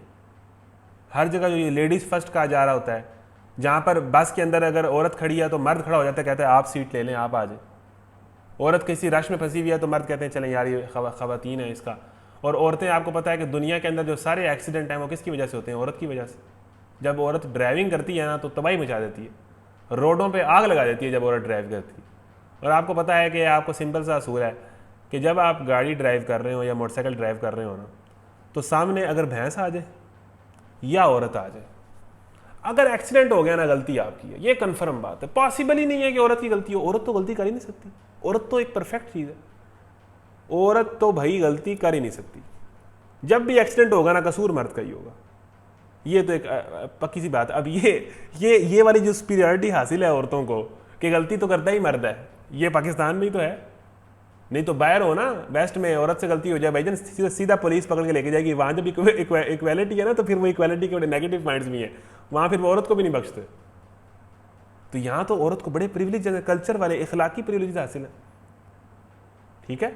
तो ये बहुत सारी चीज़ें हैं, मतलब औरत की रिस्पेक्ट घरों के अंदर, जनाब ख़ानदान के अंदर, ठीक है ना। यूनिवर्सिटी के अंदर जब औरत खुद इस तरह की हरकतें करेगी तो फिर तो ज़ाहिर है मर्द भी यही काम करने आया, औरत भी यही काम करने, दोनों की नीयत ख़राब है, फिर तो कौन रिस्पेक्ट करेगा? बाहिजाब औरत की, बापर्दा औरत की मर्द जो है ना, कोई भी शरीफ मर्द दिल से रिस्पेक्ट करता है। जो बिल्कुल ही बेगैरत हो चुका है उसकी और बात है। तो औरत की रिस्पेक्ट है हमारे माशरे में, इवन बेपर्दा औरत की भी रिस्पेक्ट है। औरत को एहतराम की निगाह से देखते हैं और ये औरत का प्लस पॉइंट है। हम कहते हैं मेरा जैसे मेरी मर्जी वाली कहते हैं कि जी औरत गुनाह कर ले तो आप लोग ज़्यादा उसको कहते हैं, मर्द गुनाह कर ले तो जनाब आप उससे कुछ नहीं कहते। तो भाईजान इसकी वजह यह है कि औरत एक मुकद्दस चीज़ है, हमारी उससे एक्सपेक्टेशन ज़्यादा हैं। औरत का गुनाह करना हमारे लिए बिल्कुल हो रहा है, मर्द का गुनाह करना बिल्कुल हो रहा है। और भाई औरत से तो ये चीज़ हम एक्सपेक्ट, औरत हमारे लिए एक इज़्ज़त की चीज़ है ना एक बार, तो हम उससे उस तरह एक्सपेक्ट नहीं करते। औरत का मकाम है, ये तो हमारे यहाँ औरत की इज़्ज़त और शान है कि जब उससे गलती हो जाए तो हम ज़्यादा मायूब समझते हैं कि औरत तो ये काम नहीं कर सकती। ये तो औरतों की शान है, ये तो प्लस पॉइंट है। स्ट्रॉन्ग फैमिली सिस्टम हमारे यहाँ पाकिस्तान का बड़ा पॉजिटिव पॉइंट ऑफ व्यू है। इसके नेगेटिव पहलू होंगे, लेकिन पाकिस्तान को जिस चीज़ ने खड़ा किया हुआ है ना, वो पाकिस्तान का ख़ानदानी निज़ाम है। एक बंदा जॉब करता है, अब आप वेस्ट में चले जाएँ तो वहाँ जो एक बंदा जॉब करता है वो अपने भाई को रोटी नहीं पूछेगा, हाँ जी वो भाई भूखा ही मरेगा। ये प्रिविलेज है पाकिस्तान का, ये पॉजिटिव पॉइंट है कि एक बंदा घर में जॉब कर रहा हो, घर के चार याशी कर रहे होते हैं। वो एक बाहर अमेरिका गया हो, वहाँ से कभी मोबाइल आ रहा है, कभी जूते आ रहे हैं, मुझे लगी हुई पूरे घर की।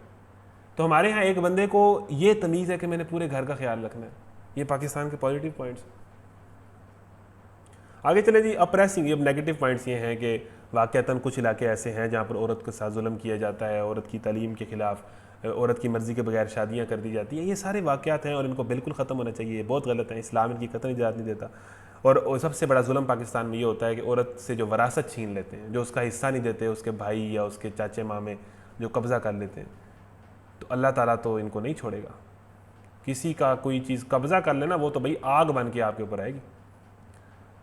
रॉन्ग कंसेप्ट रिगार्डिंग पर्दा। पाकिस्तान का नेगेटिव पॉइंट ये है कि पाकिस्तान में पर्दे के हवाले से बड़े रॉन्ग कंसेप्ट हैं। अब मैं आ जाऊँगा अब कंसेप्चुअल चीज़ों पे। अब आ रहा है मज़ीद इंटरेस्टिंग पार्ट, ठीक है ना, कि रॉन्ग कंसेप्ट रिगार्डिंग पर्दा पाकिस्तान के अंदर बड़े पाए जाते हैं। अब पर्दे के ऊपर आ जाए, पर्दा है क्या, लिबास क्या है, और फिर एंड पर हम आएंगे सोल्यूशन पर, ठीक है।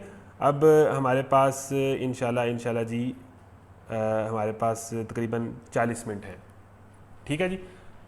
तो आ जाते हैं जी कंसेप्ट रिगार्डिंग पर्दा। अब पर्दा क्या है, अब आप पर्दे को समझ लें। अब इस्लाम मैंने बता दिया, इस्लाम का सिस्टम बता दिया। अब आ जाए, आपका माइंड एड्रेस करना है, लॉजिकली आपको साबित करना है। सुन लें ज़रा, हमारे यहाँ सबसे बड़ा कंसेप्ट ये है कि हया तो दिल में होती है, दिल में हया होनी चाहिए। ये पर्दा क्या होता है, ये एक सबसे बड़ा रॉन्ग कंसेप्ट है पर्दे के मतलब। मेरे भाई बात सुने, पर्दा जो है वो इस्लाम का यूनिफॉर्म है, ठीक है ना। एक स्टूडेंट स्कूल में दाखिला ले और वो कहे कि जी मैं स्कूल में आऊँगा भी रेगुलर, सारे टेस्टों में मेरे नंबर भी पूरे होंगे, ठीक है जी, मैं सुबह 8 बजे पहुँचूँगा, असम्बली भी अटेंड करूँगा, छुट्टी टाइम जाऊँगा, स्कूल के सारे टेस्ट दूँगा, सारा होमवर्क करूँगा, लेकिन मैं स्कूल का यूनिफॉर्म नहीं पहनूँगा, स्कूल दाखिला देगा?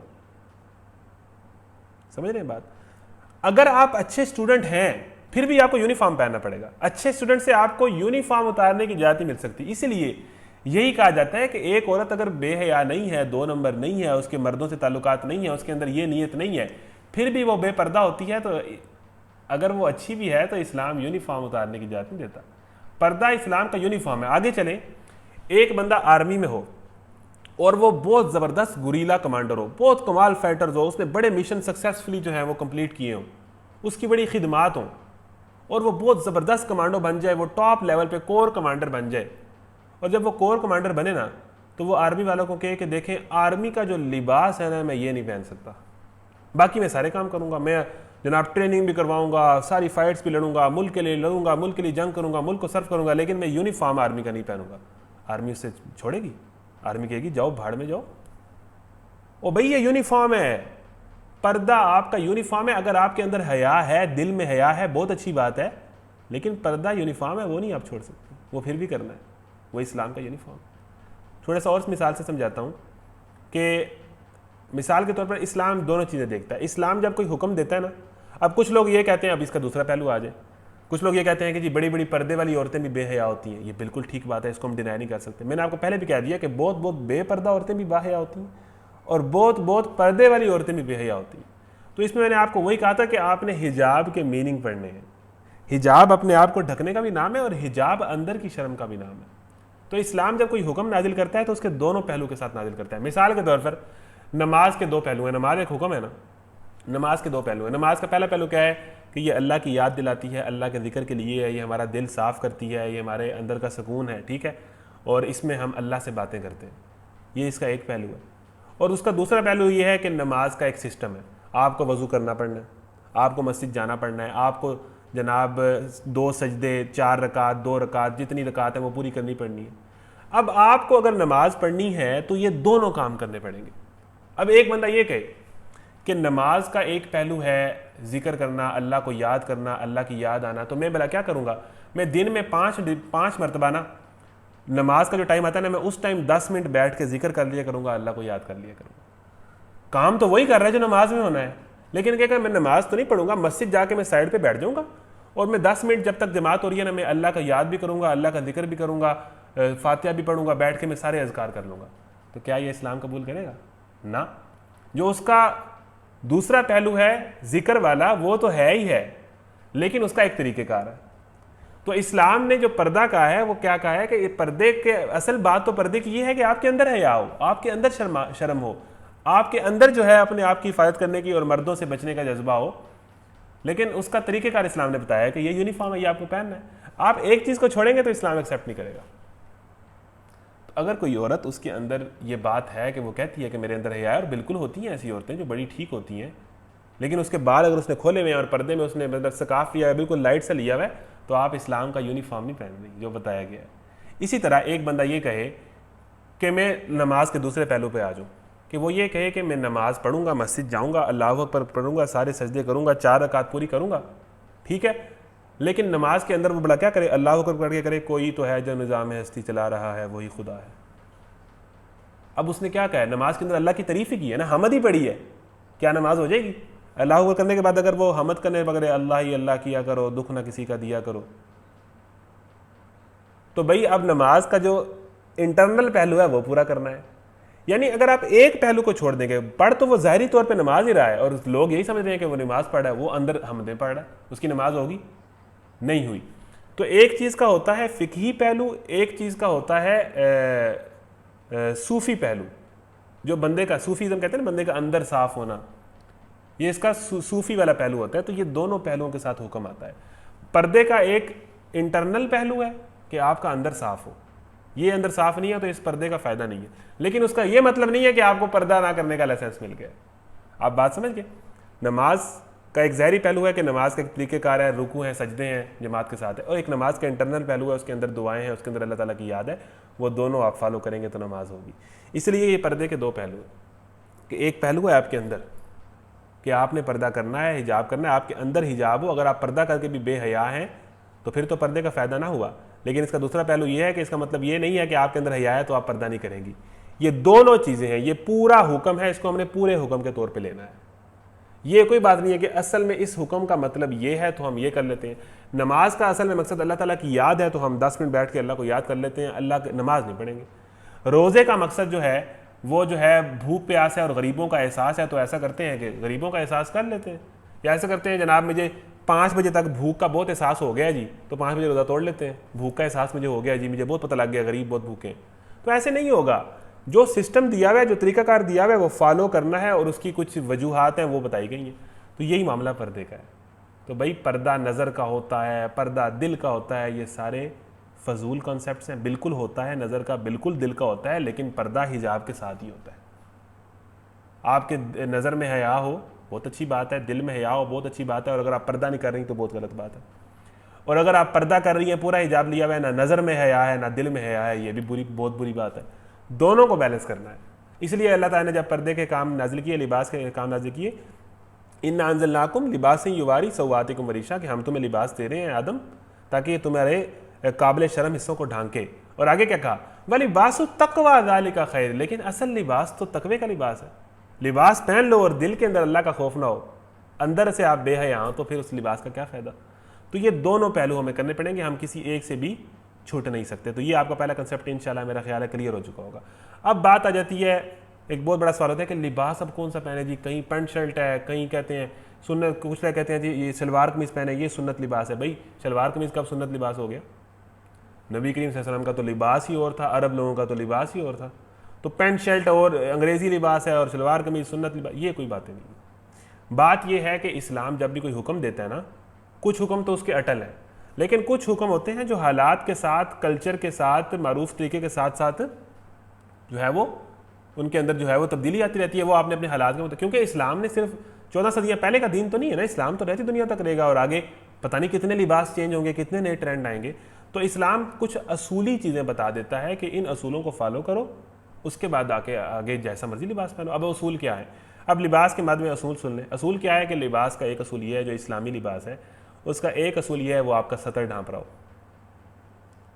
मर्द का लिबास सतर क्या है? घुटने से लेकर नाफ तक, और औरत का जो सतर है वो पूरा जिस्म है सिवाय चेहरे और हाथ के। तो लिबास वो पहने जो आपका सतर ढांप रहा हो। पहला असूल, लिबास का पहला असूल क्या है? सतर ढांप रहा हो। लिबास का दूसरा असूल, लिबास खुला हो, यानी इतना टाइट लिबास ना हो कि जिस तरह वो टाइट शर्ट्स पहनते हैं लड़के अपने पैक्स दिखाने के लिए, जिस्म दिखाने के लिए बहुत टाइट पैंट्स पहनते हैं, इस तरह लड़कियां करती हैं ज़्यादा, कि लिबास टाइट ना हो जिससे आपके जिस्म के एजाज ज़ाहिर हो रहे हो, ठीक है ना, आपके कट्स ज़ाहिर हो रहे हो। तो लिबास इस तरह, ये जीन्स की टाइट पैंट्स हैं तो दूसरा असूल क्या है कि लिबास खुला हो, तंग ना हो, टाइट ना हो, जिससे आपका जिस्म जो है वो पूरी अपनी उसके साथ बॉडी के साथ दिख रहा हो, लिबास के अंदर ही दिख रहा हो लेकिन लिबास इस तरह का हो, टाइट साथ जुड़ा हुआ। तो लिबास का दूसरा असूल क्या है? खुला हो। लिबास का तीसरा असूल क्या है? वो लिबास आपकी जीनत के लिए हो, आपको अच्छा लग रहा हो, ये तीसरा असूल है। अब इन तीन असूलों को पूरा करता हुआ कोई भी लिबास जायज़ है। नंबर 1 आपका सतर ढांप रहा है, मर्द का और औरत का। नंबर 2 खुला है, आपका इतना टाइट नहीं है कि आपके जिस्म के एजाज जाहिर कर रहा है। नंबर 3 उससे आप खूबसूरत लग रहे हैं। अब ये जो तीसरा असूल है ना, आप कोई बंदा कहे जी सतर जायज़ है, बस वो कच्ची लंबी कच्ची पहन के धोती पहन के घर से बाहर आ जाए, तो वो तीसरा असूल पूरा नहीं कर रहा, वो अच्छा नहीं लग रहा। तीसरा असूल क्या है कि आप उस लिबास में अच्छे लग रहे हो, आप उस लिबास में खूबसूरत लग रहे हो, ये तीसरा असूल है। और कोई बंदा पूरा लिबास पहने लेकिन बहुत टाइट पहना है, तो वो दूसरा असूल नहीं पूरा कर रहा कि लिबास उसका इस तरह का कि उसके जिस्म के एजाज जाहिर हो रहे हैं, वो ओवर खूबसूरत हो गया। जो पहला असूल पूरा करेगा वो ओवर कोजा हो जाएगा, जो दूसरा असूल पूरा करेगा वो ओवर खूबसूरत हो जाएगा। तो इस्लाम बैलेंस करता है कि खुला लिबास, बहुत ज़्यादा अपने आप को ऐसा नहीं कर देना कि तुम बेहयाई फैलाने लग पड़ो, लोग तुम्हारी तरफ मुतवज्जो होने लग पड़े। तो तीसरा असूल क्या कहता है कि वो लिबास जो आपको खूबसूरत लगे, अच्छा लगे, ठीक है ना। तो ये क्या खूबसूरत असूल है। तो इसलिए जो हमें अपने गोडे फाड़ लेते हैं मॉडलों से सीख के, यहाँ से इतनी पैंट फाड़ी हुई है, यहाँ से ये फाड़ा, अजीब तरह का लुच्चर कल्चर आ गए। तो जो लिबास आपको अच्छा लगे, महज़िब लगे, खूबसूरत लगे, इन तीन असूलों को पूरा करता हुआ कोई भी लिबास है आप पहने, अल्लाह अल्लाह खैर सला। बात समझ आ गई? चलें जी आगे। तो अब उसके बाद आगे सवाल है जी, ये कुछ इसके बाद एक और कंसेप्ट है इस्लाम का। मैं सारी चीज़ें आपके सामने ला रहा हूँ, इसके अलावा मैंने कुछ नोट भी किए हैं, वो भी मैंने लाजमी एड्रेस करने हैं। हमारे पास अब रह गए तकरीबन 20 से 25 मिनट, तो मैं जल्दी जल्दी आगे चलता हूँ। उसके बाद लास्टली जो है मैं बिल्कुल आखिर में आपके आ जाऊँगा सोल्यूशंस के अंदर। तब उसके अंदर एक और चीज़ सुन लें, को एजुकेशन। अब आ गया इस सवाल को एजुकेशन पे। अब ये बहुत अहम नुक्ता है और इस लेक्चर का सबसे अहम नुक्ता मैं समझता यही हूँ कि को एजुकेशन क्या है, को एजुकेशन जायज़ है कि नहीं जायज़। अब मुझे ये बताएं कि ये जो इस टाइम हो रहा है ये क्या हो रहा है? ये को एजुकेशन ही नहीं है। आप लोग लाइव जो हमें देख रहे हैं इसमें तालबात भी हैं, तलबा भी हैं, ये को एजुकेशन है, ये जायज़ है। आप आगे चलें तो जब कोई बहुत बड़ा मजमा हो रहा होता है, कोई कुरान क्लास हो रही होती है, कोई इज्तिमा हो रहा होता है, कोई ईदगाह और ईद की नमाज़ हो रही है, तो उसमें एक तरफ औरतें भी होती हैं, एक तरफ मर्द भी होते हैं, और इमाम साहब खुतबा दे रहे होते हैं, दरस दे रहे होते हैं, तो वो को एजुकेशन नहीं, वो भी को एजुकेशन है। यानी कि को एजुकेशन जायज़ है लेकिन उसमें मर्द और औरत की मिक्सिंग ना हो, और मर्द पढ़ा रहा हो, औरत का मर्दों को पढ़ाना ठीक नहीं है, ठीक है। और हमारे यहाँ जो को एजुकेशन है वो सिर्फ को एजुकेशन नहीं है। अगर हमारी यूनिवर्सिटियों में ये सिर्फ इतना हो जाए कि पार्टीशन हो जाए, लड़के इधर बैठे हैं, लड़कियाँ इधर बैठे हैं, दरमियान में पर्दा है, पढ़ाएं, यही इतराज़ किया जाता है ना कि जनाब हम इतनी यूनिवर्सिटियाँ नहीं बना सकते, ठीक है जी, कैसे हम करें, इतनी यूनिवर्सिटियाँ नहीं बना सकते, बजट थोड़ा है, पैसे हैं कोई नहीं, मुल्क आगे जलील हो रहा है, और आप कहते हैं जी अलहदा यूनिवर्सिटी होनी चाहिए। तो हम आपको ये कह रहे हैं कि अगर आप नहीं बना सकते तो आप इतना कर लेंगे, आप क्लासों के अंदर पार्टीशन कर लें, आप पर्दे का, ये नहीं हो सकता, बिल्कुल हो सकता है। लेकिन हमारे यहाँ क्या मसला है, हमारे यहाँ क्या होता है, पहले दिन क्लास में बनते हैं ग्रुप्स, और ज़बरदस्ती कहा जाता है कि हर ग्रुप में लड़के भी होने चाहिए, लड़कियाँ भी होनी चाहिए। फिर वो आपस में भाई बहन बन जाते हैं, फिर वो एक दूसरे के मसले हल कर रहे होते हैं। वो लड़के जिन्होंने सारी ज़िंदगी किताब नहीं खोली होती, वो लड़कियों से मसले हल करवा रहे होते हैं, वो इतने पढ़ाकू हो जाते हैं एकदम। वो लड़के जिन्होंने इंटर तक किताब नहीं खोली होती, यूनिवर्सिटी में जाके उन्हें बहुत से प्रॉब्लम्स आ जाते हैं, बहुत से उन्हें सवालात क्लियर नहीं हो रहे होते जिन्होंने लड़कियों से पूछने होते हैं। ये हमारे अंदर का चोर है। और लड़कियां जो सारी ज़िंदगी टॉप कर रही होती हैं, उन्हें भी बात सवाल समझ नहीं आ रही होती, और वो पांडे लड़कों से पूछ रही होती हैं, इसका जवाब क्या है? अंदर चोर है भाई, अंदर चोर है, अंदर चोर है। बातें करने का दिल है, साथ रहने का दिल है, स्टडी के नाम पे, ग्रुपिंग के नाम में हमने हीले बहाने बनाए। उस पांडे को क्या पता है जो बेचारा मैट्रिक मसा पास करके आया, वो तुम्हारा सवाल का जवाब देगा तुम्हें, उसको तो अपना कुछ नहीं आता। बात समझ रही है? बात समझ रहे हैं? तो हमारे यहाँ जो ग्रुपिंग, ज़बरदस्ती ग्रुप्स बनाए जाते हैं कि भाई इस तरह करना है, ग्रुप स्टडी करनी है, ये है वो, ये चीज़ें हैं ना। फिर जनाब इकट्ठे स्पोर्ट्स हो रहे हैं, जनाब लड़कियाँ जनाब वो मुश्ताक को सपोर्ट कर रही हैं, मुश्ताक क्रिकेट खेल रहा है, लड़कियाँ मुश्ताक मुश्ताक नारा लगा रही हैं, और मुश्ताक साहब जनाब मोटिवेट हुई जा रहे हैं, और मुश्ताक सुपरमैन बन गया। मुश्ताक में तो ऐसी एनर्जी आ गई है कि मुश्ताक तो अब 6 छिक्के मारेगा। तो ये क्या है? ये जो मिक्सिंग है और दोस्ती है और एक दूसरे की सपोर्ट है और एक दूसरे का इतना ख्याल हमें आ जाता है, ये शैतान है। तो ये नहीं ठीक ना। बाकी आप करें, लड़के बैठे हैं इधर, लड़कियां बैठी हैं, आप एजुकेट करें। तो ये जो हमारी को एजुकेशन है जो हमारे यहाँ चल रही है, फिर ग्रुपिंग और ये सारा औरत कहाँ कहाँ के बड़े बड़े ख़ानदान की ख़ानदानी बच्चियाँ आती हैं, टीचर क्लास में उनकी बेइज्जती कर रहा है, लड़कों के सामने मजाक उड़ा रहा है। ये होता है। पहले दिन आपको कितना फील होता होगा कि एक टीचर है वो क्लास में एक लड़की की बेइज्जती कर रहा है, लड़के हंस रहे हैं, लड़कियाँ लड़कों की कर रही हैं, लड़के लड़कियों कर रही हैं, पार्टीज हो रही हैं, फूलिंग्स हो रही हैं, ये क्या चल रहा है? तो भाई एक ख़ानदानी औरत तो ये कभी पसंद नहीं करेगी कि एक टीचर है, मेल टीचर है, और वो फीमेल टीचर फीमेल स्टूडेंट से सवाल पूछ रहा है, साथ साथ उसकी बेइज्जती भी कर रहा है, लड़के हंस रहे हैं, और लड़की जनाब आ रही है, वो सारे लड़कों के सामने प्रेजेंटेशन दे रही है, और जनाब वो कंफ्यूज हो रही है। मतलब किसी की कोई इज्जत नफ्स होती है? तो मैंने आपको ये कहा था कि ये जो हमें वुमेन हकूक़ देते हैं ना, ये बेसिकली औरतों की तौहीन करते हैं। ये वुमेन राइट्स के नाम पे इन्होंने हमारी औरतों की तौहीन की है, औरतों के साथ ट्रैप किया इन्होंने। औरतों तक पहुँचने की इन्हें औरतों की आज़ादी नहीं चाहिए, इन्हें औरतों तक पहुँचने की आज़ादी चाहिए। तो ये जो हमारे यहाँ चल रहा है ना, ये ठीक नहीं है। अब आप सवाल करेंगे कि अब छोड़ दें तालीम? नहीं, अब नुक्ता सुन लें। अब है जी, हमने इस दौर में, इस को एजुकेशन के दौर में इन यूनिवर्सिटियों में कैसे पढ़ना है।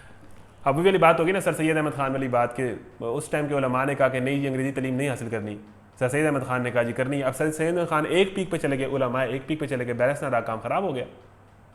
तो इसमें बैलेंस किस तरह करना है कि को एजुकेशन जो हमारे यहाँ चल रही है उसमें हमें इस्लाम कुछ असूल सिखाता है, और ये असूल दूसरे इस बारे में पहली दफ़ा आते हैं और ये फिर आगे चलते आएंगे।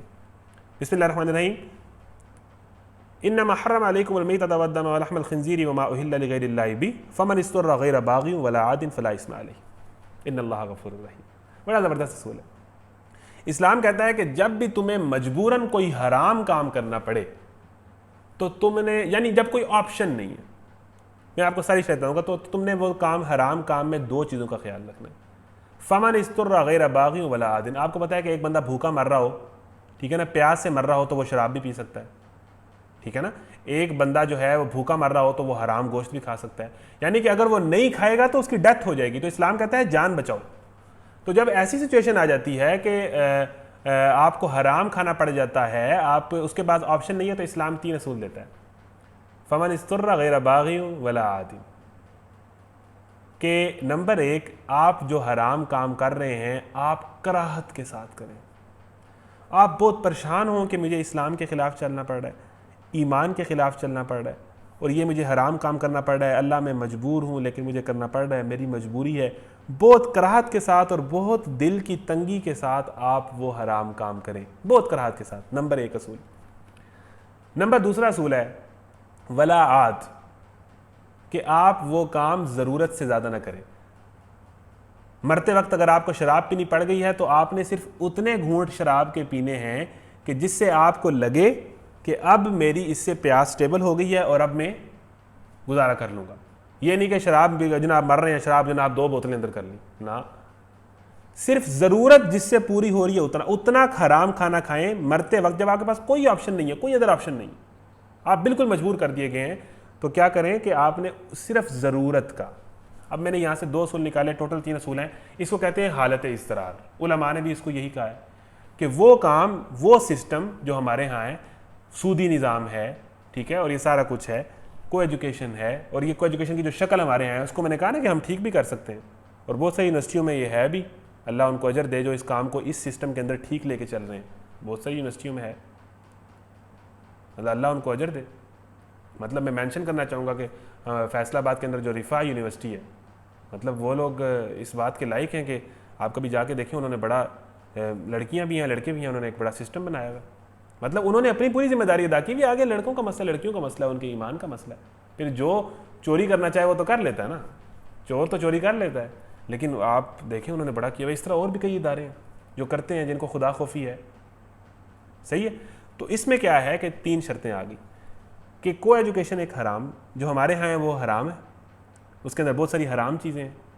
हम तालीम हासिल करने पे मजबूर हैं, हम ये तो नहीं ना कर सकते हम यूनिवर्सिटी में ना जाएं। मैं आपको कहता हूँ आप टॉप के डॉक्टर बने, टॉप के इंजीनियर बने, बल्कि आप यूरोप से जाके पढ़ के आए, मैं तो आपको ये कहता हूँ हाई लेवल का। लेकिन ये जो सारे गलत तरीक़ों से हमारे यहाँ चीज़ चल रही है, उसमें अब 3 असूल मद्देनजर रखेंगे। नंबर 1 कि हम ये काम करने पर मजबूर हैं, यानी इसमें औरतों की जॉब भी आ गई कि आपके पास दूसरा ऑप्शन नहीं है।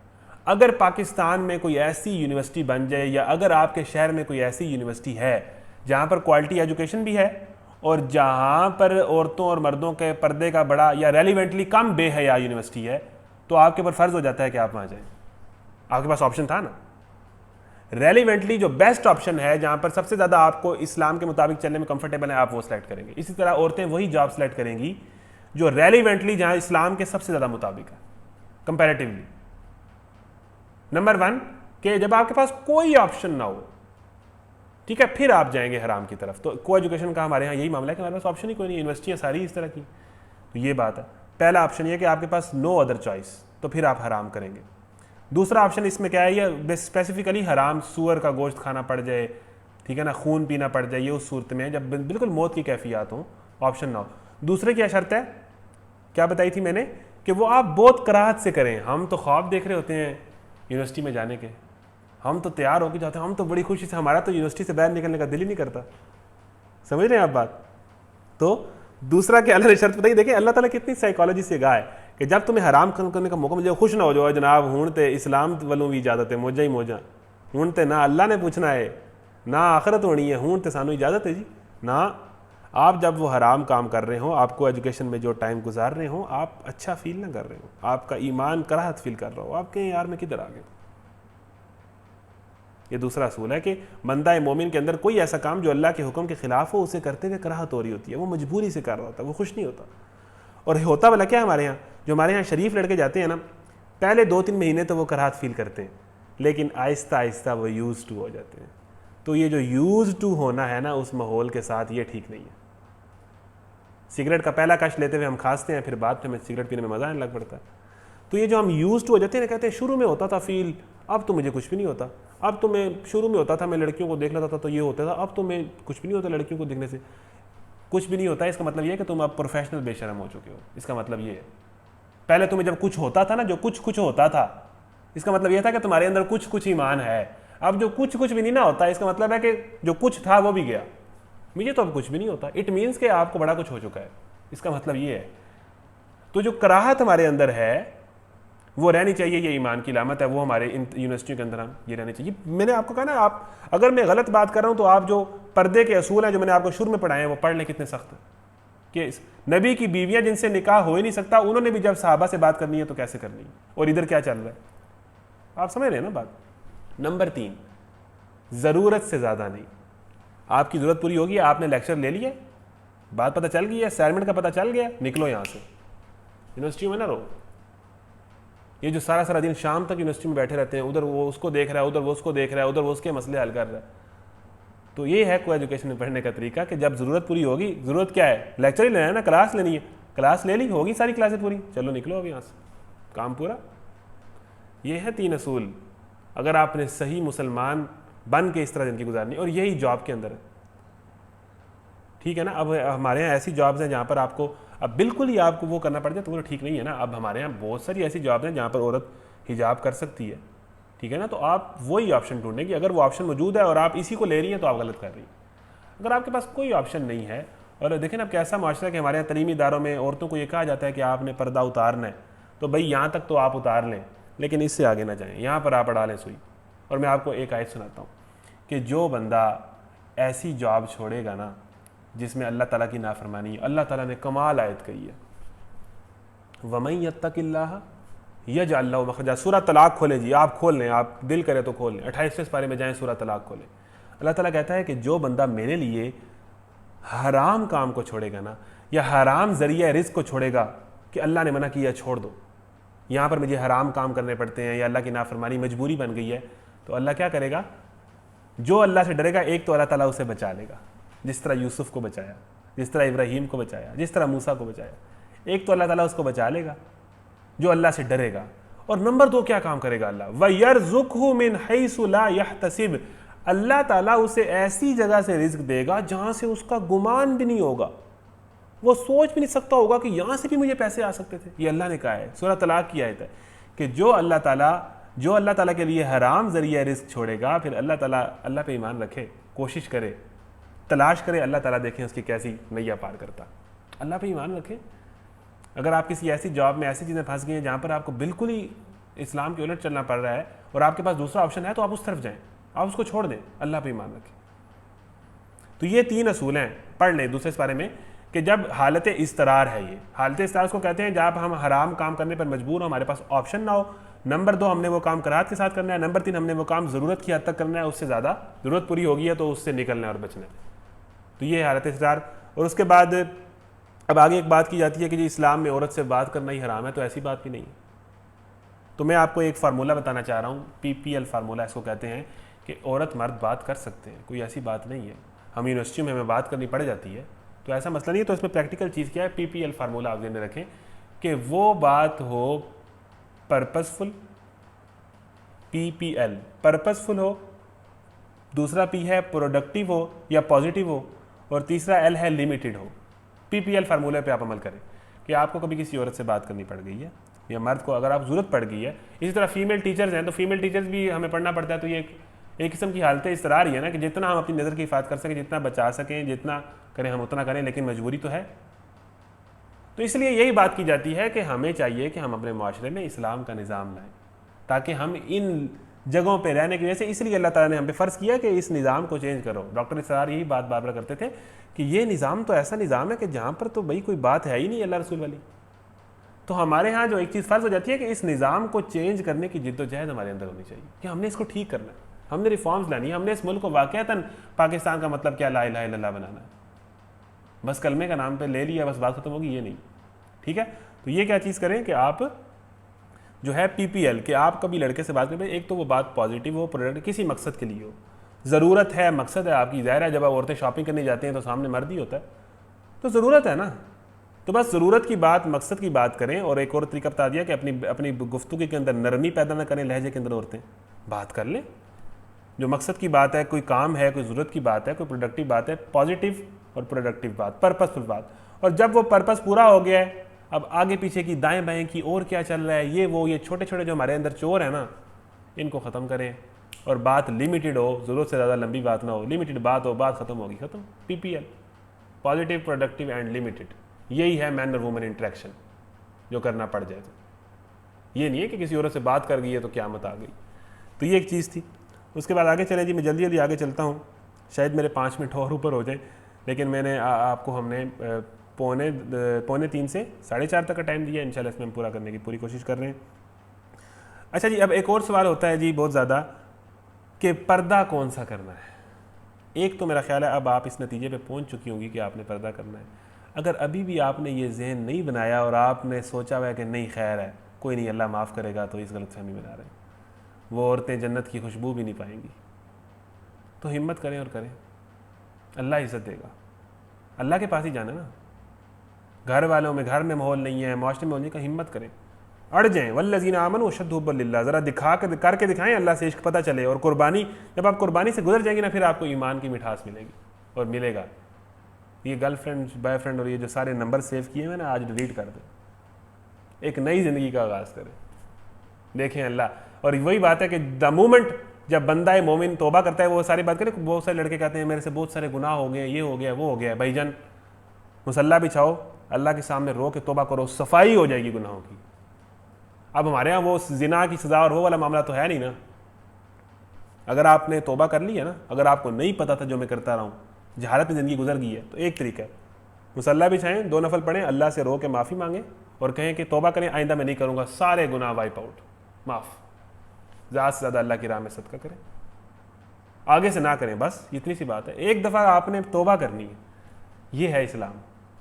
और अल्लाह ताला तो एक हदीस में आता है कि बहुत ज़्यादा खुश होता है, बहुत ज़्यादा खुश होता है जब उसका बंदा कोई उसकी तरफ आता है तौबा करके, कहता है वेलकम, आ जाओ। और रमज़ान की ताक रातों में तो अल्लाह ताला तो जो माफ़ी मांगता है उसको माफ़ कर देता है। तो कर लें, इस दफ़ा नई ज़िंदगी का आगाज़ कर लें, और सिर्फ रमज़ान की हद तक नहीं, एक नई ज़िंदगी का आगाज़ करते हैं जो ता हयात मरते दम तक चल रही है। वाबुद रब्बक हत्ता यातियकल यकीन। तो अब ये सवाल पैदा होता है कि पर्दा कौन सा, क्या चेहरा छुपाना ज़रूरी है, निकाब के हिजाब। अब इसको समझ लें, सारी दलील, सारी लॉजिक, सारा इस्लाम अगर आप पढ़ें तो इस्लाम ने एक ही बात किया कि औरत ने अपनी ज़ीनत छुपानी है। तो सारी दलील, सारी लॉजिक ये कहती हैं कि औरत को चेहरे का पर्दा करना चाहिए। लेकिन अब सुन लें, अब मैं आपको इसकी एक मिसाल से समझाता हूँ कि इस्लाम औरत को पर्दे करने का क्यों कहता है। कि इस्लाम, औरत के अंदर हुस्न होता है, मर्द की तरफ ना देखे, माशरे में बेहयाई ना फैले, और औरत भी जो है गलत रास्ते पे ना चले। तो इस्लाम कहता है कि अपना सारा जिस्म छुपाओ, सारे जिस्म में ही कशिश है। और मुझे ये बताएं कि औरत कि जिस्म में किस हिस्से में सबसे ज़्यादा कशिश है मर्द के लिए? चेहरे में। अब आप एक मिसाल से समझें, आपको ये पता चले कि आपके मोहल्ले में डाकू आ गए, आपके मोहल्ले में डाकू आ गए, आपको पता चल गया, मोहल्ले में शोर मच गया, डाकू आ गए, डाकू आ गए। आप क्या करें? आप अपने घर के सारे दरवाजे बंद कर लें, सारी खिड़कियां बंद कर लें, सारे रोशनदान बंद कर लें, सारे पर्दे आगे कर दें, कर्टन लगा दें, सारे दरवाज़ों की छोटी बड़ी मोटी कुंडियां लगा दें, घर मोहल्ले में डाकू आ गए, हर चीज़ बंद कर दें और मेन गेट खोल दें। तो हम भी यही करते हैं, सारा जिस्म ढाक लेती हैं, मेन गेट खोल देती है जहाँ पर असल हुसन। मुझे ये बताएं कि एक औरत का रिश्ता होना हो और वो अपनी रिश्ता पिक खूबसूरत सी सेल्फी खींच के इफेक्ट लगा लगा के उसको ज़बरदस्ती चिट्टा करके जब वो लड़के वालों को भेजेगी, तो वो क्या लड़के वालों को अपने हाथ भेजेगी? इस तरह हाथ करके भेज दे लड़के, आप हाथ की पिक खींच के लड़के वालों को हाथ भेज दें और लड़का वो हाथ देखे कि ये वो हाथ हैं जिनसे मुस्तकबिल मेरी फैंटी लगनी है, ये होगा? नहीं, आप अपना चेहरा भेजेगी ना, और लड़का भी चेहरा ही कहेगा, चेहरा देखना है मैंने। तो डेफिनेटली जो औरत पहचानी जाती है, जो औरत का हुस्न है, तो उसके चेहरे में ही है, बाकी में भी है, लेकिन असल चीज़ तो चेहरा है, वो हम खोल लेती हैं। लेकिन इसमें मसला ये है कि सारी दलील, सारे लॉजिक भी यही कहते हैं कि चेहरे का पर्दा करना चाहिए। उसके बाद उलमा की कसरत भी यही कहती है कि चेहरे का पर्दा करना चाहिए। लेकिन आपको पता है कि पाकिस्तान में हालात बहुत बेहतर हैं, तुर्की में चले जाएँ, मलेशिया में चले जाएँ, तो हालात बहुत ही ख़राब है। तो वहाँ पर यह है कि वहाँ जो औरतें चेहरा खोल भी लेती हैं तो वो भी गनीमत है, ठीक है ना, कि बस वो बाकी जाप कर लेती हैं तो वो बड़ा ज़बरदस्त है कि इतना तो करती हैं ना। तो इसलिए इसमें कुछ उलमा हैं जिन्होंने इख्तलाफ किया और उन्होंने ये कहा है कि भाई चेहरा खोलना जो है, मतलब अगर औरत मेकअप ना करे और बिल्कुल ये जो अपनी ये क्या कहते हैं, इनको आईब्रोज कहते हैं, क्या कहते हैं, यहाँ से लेके यहाँ तक जो है अपने सारे बाल जो है, ये बाज़ लोग यहाँ तक कर लेते हैं, सारे बाल नज़र आ रहे होते हैं, सारा चेहरा ढक ले, बस उसका चेहरा नज़र आ रहा है, ठीक है ना, आंखें नाक चेहरा नज़र आ रहा है, बाकी इसमें सारा बाल सारे यहाँ से यहाँ तक ढका हुआ है, तो वो कर ले तो जायज़ है। मतलब कुछ उलमा इसकी बात भी करते हैं, तो इसमें इख्तलाफ है। लेकिन लॉजिक और ज़्यादा वज़नी बात और ज़्यादा फजीलत की बात और ज़्यादा उलमा यही बात कहते हैं कि औरत को चेहरे का निकाब करना चाहिए। और जो मैं आपको किताब रेफ़र करूँगा उसमें भी आप ये चीज़ लॉजिक के साथ पढ़ सकती हैं। तो मैंने भी आपको समझाने की कोशिश कर दी है। तो ये एक चीज़ आ गई। अच्छा जी, आगे सवाल होता है, अब कुछ सवाल आ जाए, अब इंटरेस्टिंग बड़ा है, थोड़ा सा आगे चला जाए तो आप मुझे माफ़ कीजिएगा कि अब इस्लाम की बहुत सारी चीज़ों का मजाक उड़ाया जाता है। 4 शादियों पे आ जाए। अब 4 शादियां, अब आप सुन लें कि क्या मामला है ये 4 शादियों वाला। हुआ क्या था कि 4 शादियां ग़ज़वा ओहद के अंदर बहुत सारे मुसलमान शहीद हो गए थे। ग़ज़वा ओहद जब हुई तो बहुत सारे मुसलमान शहीद हो गए। तो हुआ क्या कि अब बहुत सारी जो सहाबियात हैं वो बेवा हो गई। अब वो वैसे ही मदीना में आए हुए थे, ताज़ा ताज़ा मक्का से हिजरत की हुई थी, मक्का से हिजरत किए हुए 2 साल हुए हुए थे, घर बार छोड़ दिया था, कोई वाली वारस नहीं था, एक शोहर ही तो थे, बहुत सारियों के तो इधर मदीना में आके निकाह हुए थे। समझ रहे हैं बात आप? तो ग़ज़वा ओहद में बहुत सारे सहाबा शहीद हो गए और उनकी बीवियां जो हैं बेवा हो गई। तो उस टाइम यह हुक्म नाजिल हुआ कि बाकी सहाबा आप क्या करें कि इतना ज़्यादा नुकसान हो गया तो 2-2, 3-3, 4-4 निकाह करें और कोई बेवा औरत ना रहने दे। ये इसका बैकग्राउंड है, ठीक है। और उसके बाद एक और बात के साथ अदल की शर्त भी लगाई कि अगर आप अदल नहीं कर सकते तो एक ही रखें, सही है। तो ये इसका बैकग्राउंड है। लेकिन इसमें अब ये बात कह देना कि इजाज़त नहीं है, तो इस्लाम में तो 4 शादियों की इजाज़त है। अब इसकी तफसील का टाइम नहीं है। अगर आप इसको थोड़ा सा देखें ना, तो दुनिया के अंदर औरतों की तादाद ज़्यादा है। अगर आप फिगर्स देखें ना, दुनिया के अंदर औरतें ज़्यादा हैं, मर्द कम हैं।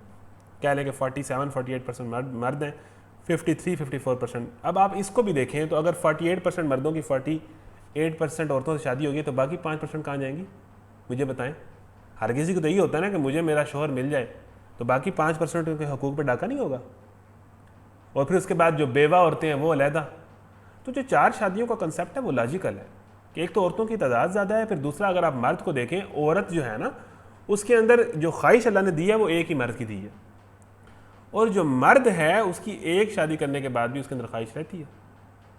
तो इसको अगर आप देखें तो मर्द को जो है वो ज़्यादा निकाह की इजाज़त, इस मेडिकली भी एक औरत 2 मर्दों के साथ उसके ताल्लुकात नहीं हो सकते, लेकिन एक मर्द के हो सकते हैं। मेडिकली भी ये चीज़ इसको प्रूव करती है कि एक मर्द अगर एक से ज़्यादा शादी कर ले तो उसको ज़्यादा नुकसान भी। लेकिन पाकिस्तान के अंदर देखें तो आप जो है वो सुन्नत जिंदा करने के चक्कर में अगर पड़ गए तो होगा क्या कि आपकी पहली शादी भी जाती जाएगी। तो कल्चर और माहौल का तकाजा यही है कि आप कॉम्प्रोमाइज़ कर जाएं। लेकिन अगर आप हाँ कर सकते हैं और आपको ऐसा लगता है कि कोई बड़ा फसाद नहीं होगा तो सो बिस्मिल्लाह करें। तो 4 शादियों का जो बात है वो बिल्कुल लॉजिकल है। वेस्ट क्या कहता है? वेस्ट अब क्या कहता है? अब देखें ना, मैंने कहा कि कुछ औरतें बेवा हो जाती हैं, उनका क्या? और जो औरतें ज़्यादा हैं मर्दों से, जिनकी शादियाँ नहीं हो रही, 30-35 साल हो गए, उन पे क्या बीत रही है, उनका क्या? तो देखें ना, एक औरत अगर दूसरी औरत को भी तो देखे ना कि जिसकी शादी नहीं हो रही, तो इसलिए मर्दों को कहा गया है। ठीक है, तो ये एक लॉजिकल बात है। और उसमें दूसरी बात यह है कि वेस्ट क्या कहता है कि एक से ज़्यादा नहीं होना चाहिए। तो मुझे ये बताएं कि ये जो 4 गर्लफ्रेंड रखी होती है ये क्या है? इधर 4 शादियों पे एतराज़, उधर 10 गर्लफ्रेंडों पे कोई एतराज़ नहीं है। बात सुनी आपने कि उधर आप बताएं कि ये जो हमें बता रहे होते हैं, सच्चे प्यार के दरस दे रहे होते हैं, भाषण दे रहे होते हैं, फिल्मी एक्टर्स, इन्होंने अपनी ज़िंदगी में कितनी एक्ट्रेस के साथ गंदे सीन किए होते हैं ज़रा बताएं। हर फिल्म में नई एक्ट्रेस, हर फिल्म में नई हीरोइन, इनकी अपनी ज़िंदगी में कितनी औरतों के साथ ताल्लुकात रहे होते हैं। इनकी आप फैमिली लाइफ पढ़ें, इनकी किसी की शादी नहीं चलती, हर किसी की कभी दूसरी शादी, किसी की तीसरी शादी। तो ये जो हमें बातें करते हैं, ये जो 4 गर्लफ्रेंड्स हैं और ये जो 10 गर्लफ्रेंड्स हैं, ये क्या है जो 4 शादियों पर एतराज़ करते हैं? एक बंदा जायज़ तरीके से दूसरी शादी कर रहा है और एक बंदे की 10 गर्लफ्रेंड्स हैं, तो कौन ठीक है? तो ये इनकी बातों में ना आया करें। और ये जो बात करते हैं कि 70 हुरें मिलेगी और जनाब मर्द के ऊपर जनाब ये तो बड़ा जनाब नाउज़ुबिल्ला, ये तो दीन बड़ा सेक्सुअल दीन है, नाउज़ुबिल्ला, इस तरह की बातें करते हैं, लिबरल मजाक उड़ाते हैं। 70 हुरें मिलेगी और जनाब मोमिन जनाब हूरों के चक्रों में नेकियां करते हैं। तो मुझे ये बताएं कि जब आपका जो आइटम सॉन्ग हो रहा होता है तो एक हीरो के इर्द गिर्द जो 70 नाच रही होती हैं वो कौन होती हैं? खुद आप चाहे 100 लड़कियों के साथ नाचें। यानी इसका मतलब यह है कि मर्द की फैंटेसी तो है ना, और अल्लाह ताला ने एक फैंटेसाइज दुनिया ही बनाई है कि एक मर्द को हूरें मिलेंगी। और औरत को अगर आप स्टडी करें, उसकी बॉडी को, उसकी मिजाज को, तो एक औरत को ये ख्वाहिश ही नहीं है कि उसे एक मर्द से ज़्यादा लोग मिलें। औरत की इसलिए औरत को हूरें नहीं मिले, औरत को जो है वो मर्द नहीं मिलेंगे। समझ रहे हैं बात कि मर्द के अंदर ये ख्वाहिश है कि उसे एक से ज़्यादा मिले, ये मर्द की ख्वाहिश है, उसकी फितरत है। औरत की ये ख्वाहिश नहीं। इसलिए औरतों के लिए जो तहाइफ है वो है, ये नेचर आप स्टडी करेंगे तो आपको पता चल जाएगा। हाँ, एक औरत बिल्कुल ही अपनी फितरत से गिर बैठी है, तो फिर तो जो फितरत से गिर गए हैं वो तो मर्द से मर्द की शादी भी करते हैं। एक बंदा अगर गलत माहौल में रहे तो उसके अंदर तो किसी भी तरह की ख्वाहिश पैदा हो सकती है ना। वेस्ट वाले में तो जानवरों के साथ भी इंसान ताल्लुकात, जिनसी ताल्लुकात कायम कर रहा है, वहाँ तो कोई हद नहीं है। अब देखें ना, आप एक उंगली को इस तरह रखेंगे, अपने हाथ को इस तरह रखेंगे तो कुछ देर बाद ये हाथ इसी तरह हो जाएगा, ये अपनी फितरत से गिर जाएगा। असल में ये ऐसे है। अब एक बंदा ऐसे माहौल में रहता है तो हो सकता है वो हमजिन्स परस्त हो जाए। अब एक औरत ऐसे माहौल में रहती है, हो सकता है उसके साथ एक और मर्द से ज़्यादा ख्वाहिश पैदा हो जाए। अपनी फितरत से गिर जाओगे। मैं फितरत की बात कर रहा हूँ। फितरतन मर्द एक से ज़्यादा औरत की ख्वाहिश भी रखता है, यही वजह है कि उसके लिए हो रहे हैं। और फितरतन औरत एक ही मर्द की ख्वाहिश रखती है, उसके लिए एक ही काफ़ी है और वो एक को ही अपना सब कुछ दे देना चाहती है। तो ये इंसानी नेचर है। तो ये जो 70 के साथ नाच रहे होते हैं और जो हर दूसरे दिन गर्लफ्रेंड बदल रहे होते हैं, ये 4 शादियों पर एतराज़ करते हैं, ये हुरों पर एतराज़ करते हैं। खुद आपने अपनी सारी फैंटेसीज जो हैं दुनिया के अंदर आपने वो काम कर दिए हैं जो हमने जन्नत में हमें फैंटेसाइज किया जाता है, दुनिया के अंदर आपने उससे बड़ी बड़ी बेशर्मियाँ कर दी हैं और आप इस्लाम पे एतराज़ कर रहे हैं। तो आप बात समझ रहे हैं? तो इन बातों से आपने वो नहीं होना। ठीक है, एक और बात की जाती है जोड़े आसमानों पे बनते हैं, जी ऐसी बात नहीं है। औरत का हुस्न देखना चाहिए। सबसे नंबर 1 चीज़ बताई जाइए कि लाइफ पार्टनर चुनना चाहिए तो औरत का आप दीन देखें। हदीस है कि औरत का हुस्न भी देखो, स्टेटस भी देखो, यही चीज़ें होती हैं। लेकिन अगर औरत दीनदार नहीं है ना तो वो ठीक नहीं। फर्स्ट प्रायोरिटी दीन है। लाइफ पार्टनर चुनने के अंदर फर्स्ट प्रायोरिटी दीन है कि वो कितना दीन से करीब है। बाप को भी अपनी बेटी के लिए वही बेटा चुने, बेटी को भी। अगर एक हम कहते हैं कि मुझे अब ये जो बात है कि इस्लाम में इजाज़त है पसंद की शादी की, तो भाई आप किसको पसंद कर रही हैं? इस्लाम ये भी बताता है ना कि आपको अगर पसंद कोई डांसर आ जाए तो ये तो ठीक बात नहीं है ना।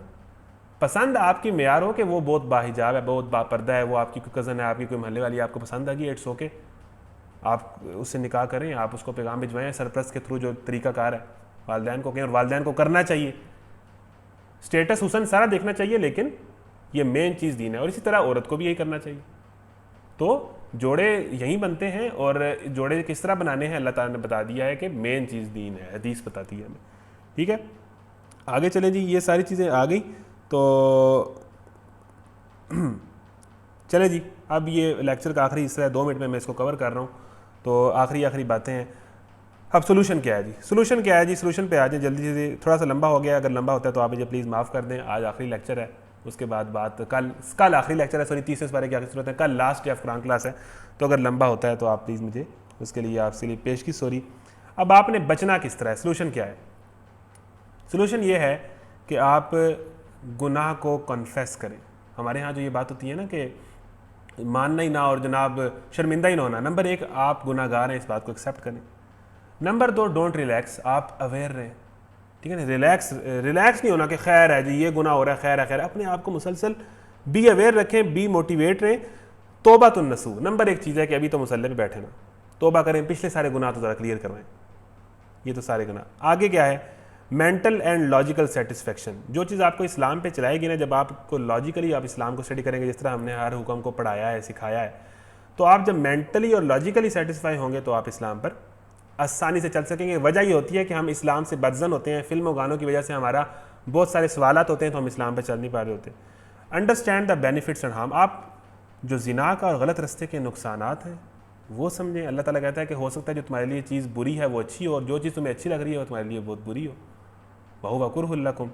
तो आप पूरी तरह जिना के सख्त आदीस हैं उनको पढ़ें, अल्लाह का खौफ ज़हन में रखें, अज़ाब इलाही को ज़हन में रखें, और जो जिना ना करने के ऊपर जो रिवार्ड्स हैं उनको पढ़ें, और जन्नत के मज़ों का पसंद रखें। तो ये चीज़ें आपको बड़ी मोटिवेशन देती हैं और आपको सीधे रास्ते पर चलाएंगी। और जो एक हल है इस्लाम ने बता दिया, नज़रों की हिफाजत करें, नज़रें झुकाई रखें, लोअर योर गेज़। यही चीज़ आपको गुनाह से बचा लेगी। फेसबुक यूज़ करते हुए, मोबाइल यूज़ करते हुए भी, टीवी देखते हुए भी, और यूनिवर्सिटी के अंदर भी, पब्लिक के अंदर भी, दोस्तों के अंदर भी, तन्हाई में भी और इज्तिमाइयत में भी नज़र की हिफाजत करें। ठीक है जी, आगे चलें जी। लोअर योर गेज़ से आगे चला जाता है। उसके बाद ज़्यादा इंटरनेट यूज़ करने से अवॉइड करें। मतलब एक नुक्ता है कि हम एक टाइम रख लें कि हमने इंटरनेट इस टाइम यूज़ करना है, इस टाइम नहीं करना। रात को हमारा इंटरनेट ऑफ हो जाएगा 10 बजे के बाद। तो ये चीज़ें बंदा रख सकता है, रिस्ट्रिक्शन लगा सकता है। कुरानिक फार्मूला है, PPL फार्मूला मैंने आपको बता दिया है। उसके बाद एक और चीज़ है, बहुत सारा सवाल किया जाता है कि एडिक्शन से किस तरह बचा जाए।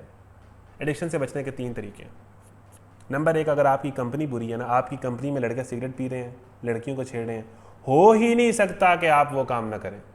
A man is known by the company he keeps. नबी सल्लल्लाहु अलैहि वसल्लम की हदीस है, आदमी अपने दोस्त के दिन पर होता है। और क़यामत के दिन आदमी जब अजाब देखेगा ना, तो अल्फाज है, वो कहेगा लम अत्तखिदु फुलालन खलीला, काश मैंने फ़लाने को दोस्त ना बनाया होता। कहेगा काश मैंने उसको दोस्त ना बनाया होता। वो रोएगा कि उस दोस्त की वजह से, उसकी बातों में आके मैं गलत काम करने लग पड़ा। वो पीटेगा अपने आप को।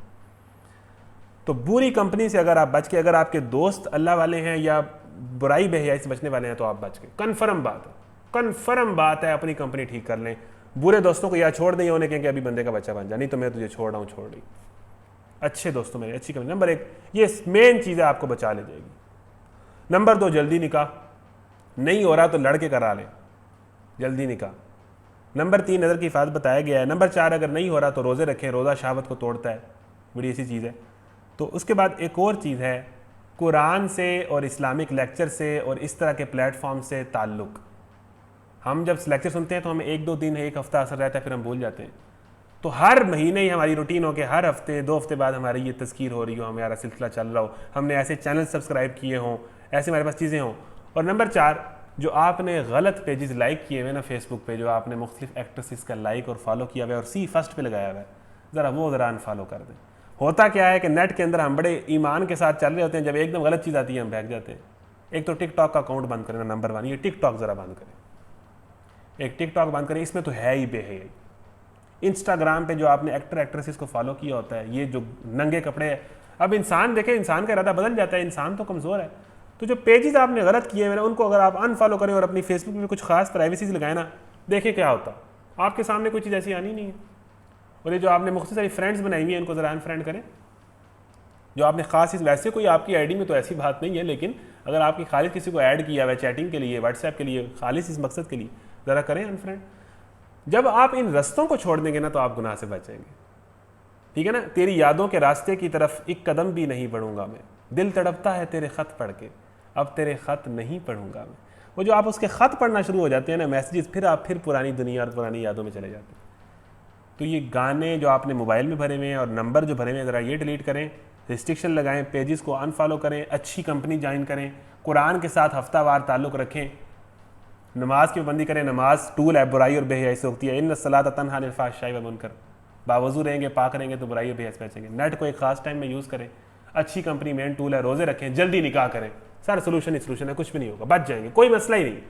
और एक चीज़ याद रखें आखिरी, जब शराब हराम हुई तो क्या किया साहबा ने, जिसके हलक में शराब थी उसने कुरुल्ली कर दी, शराबों के मटके तोड़ दिए। जो शराब के एडिक्ट थे, इस तरह तोड़ते हैं एडिक्शंस, किसी को गलत चीज़ें देखने की एडिक्शन है ना, इस तरह टूटती है एडिक्शन, जिस तरह साहबा ने तोड़ी। पढ़े ज़रा वाक़या कि जैसे ही शराब हराम हुई, मटके तोड़े, मदीना के अंदर शराब की नहरें बहने लगीं, सड़कें शराब से भर गईं। बस अल्लाह ने हराम कर दिया, ये काफ़ी नहीं है। भाड़ में जाए शराब, भाड़ में जाए एडिक्शन, भाड़ में जाए मेरी ख्वाहिश, अल्लाह के आगे मैं हाजिर हूँ नाजिर हूँ। जो अल्लाह ने कहा मैं कर दूंगा, बात ख़त्म। इस तरह एडिक्शंस ख़त्म हो जाती है। हिम्मत करें और तोड़ दें बुत, इब्राहिम की तरह बुतों को कुल्हाड़े मार दें, अपनी एडिक्शंस के परखच्चे उड़ा दें। हिम्मत करें, तगड़े हो, उठ बांध कमर, क्या डरता है, फिर देख खुदा क्या करता है। हिम्मत करें। तो ये सारे सोल्यूशंस हैं। आखिरी बातें, कल का लेक्चर आखिरी है, आपने लाजमी सुनना है, सबको दावत है। कल आपको बताना है तीसरे पारे की आखिरी सूरतें हैं, टेस्ट किस तरह देना है, क्लोजिंग स्पीच है, सारे कोर्स की समरी है, टेस्ट कब होगा, सारी चीज़ें कल अनाउंसमेंट्स होंगी। नंबर 2, आपने जो है कुछ चीज़ें मैं आपको रेफ़र कर दूँ, पर्दा किताब है सैयद अबुल आला मौदूदी की तरफ से, वो पर्दा किताब आप पढ़ लें, आपको रेफ़र करता हूँ, नेट पर आपको मिल जाएगी। हम कोशिश करेंगे ग्रुप्स के अंदर उसको फॉरवर्ड कर दें। उस किताब में डिटेल पर्दे की सारी तरीक शुरू से लेकर एंड तक लिखा है। बहुत इंटरेस्टिंग किताब है, थोड़ी सी मुश्किल भी है, 300-400 पेजेस की किताब है, वो किताब लाजमी पढ़ें।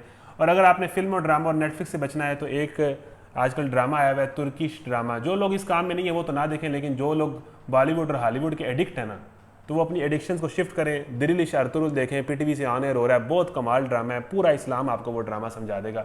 लेकिन उसमें भी जो औरतें आ रही हैं उनको ना देखें। इसका मतलब ये नहीं है कि आपको हलीमे सुल्तान को देखने का लाइसेंस मिल गया है, ठीक है ना, क्योंकि आप रूहानी मज़ा ले रहे हैं, ऐसे नहीं होगा, ठीक है जी।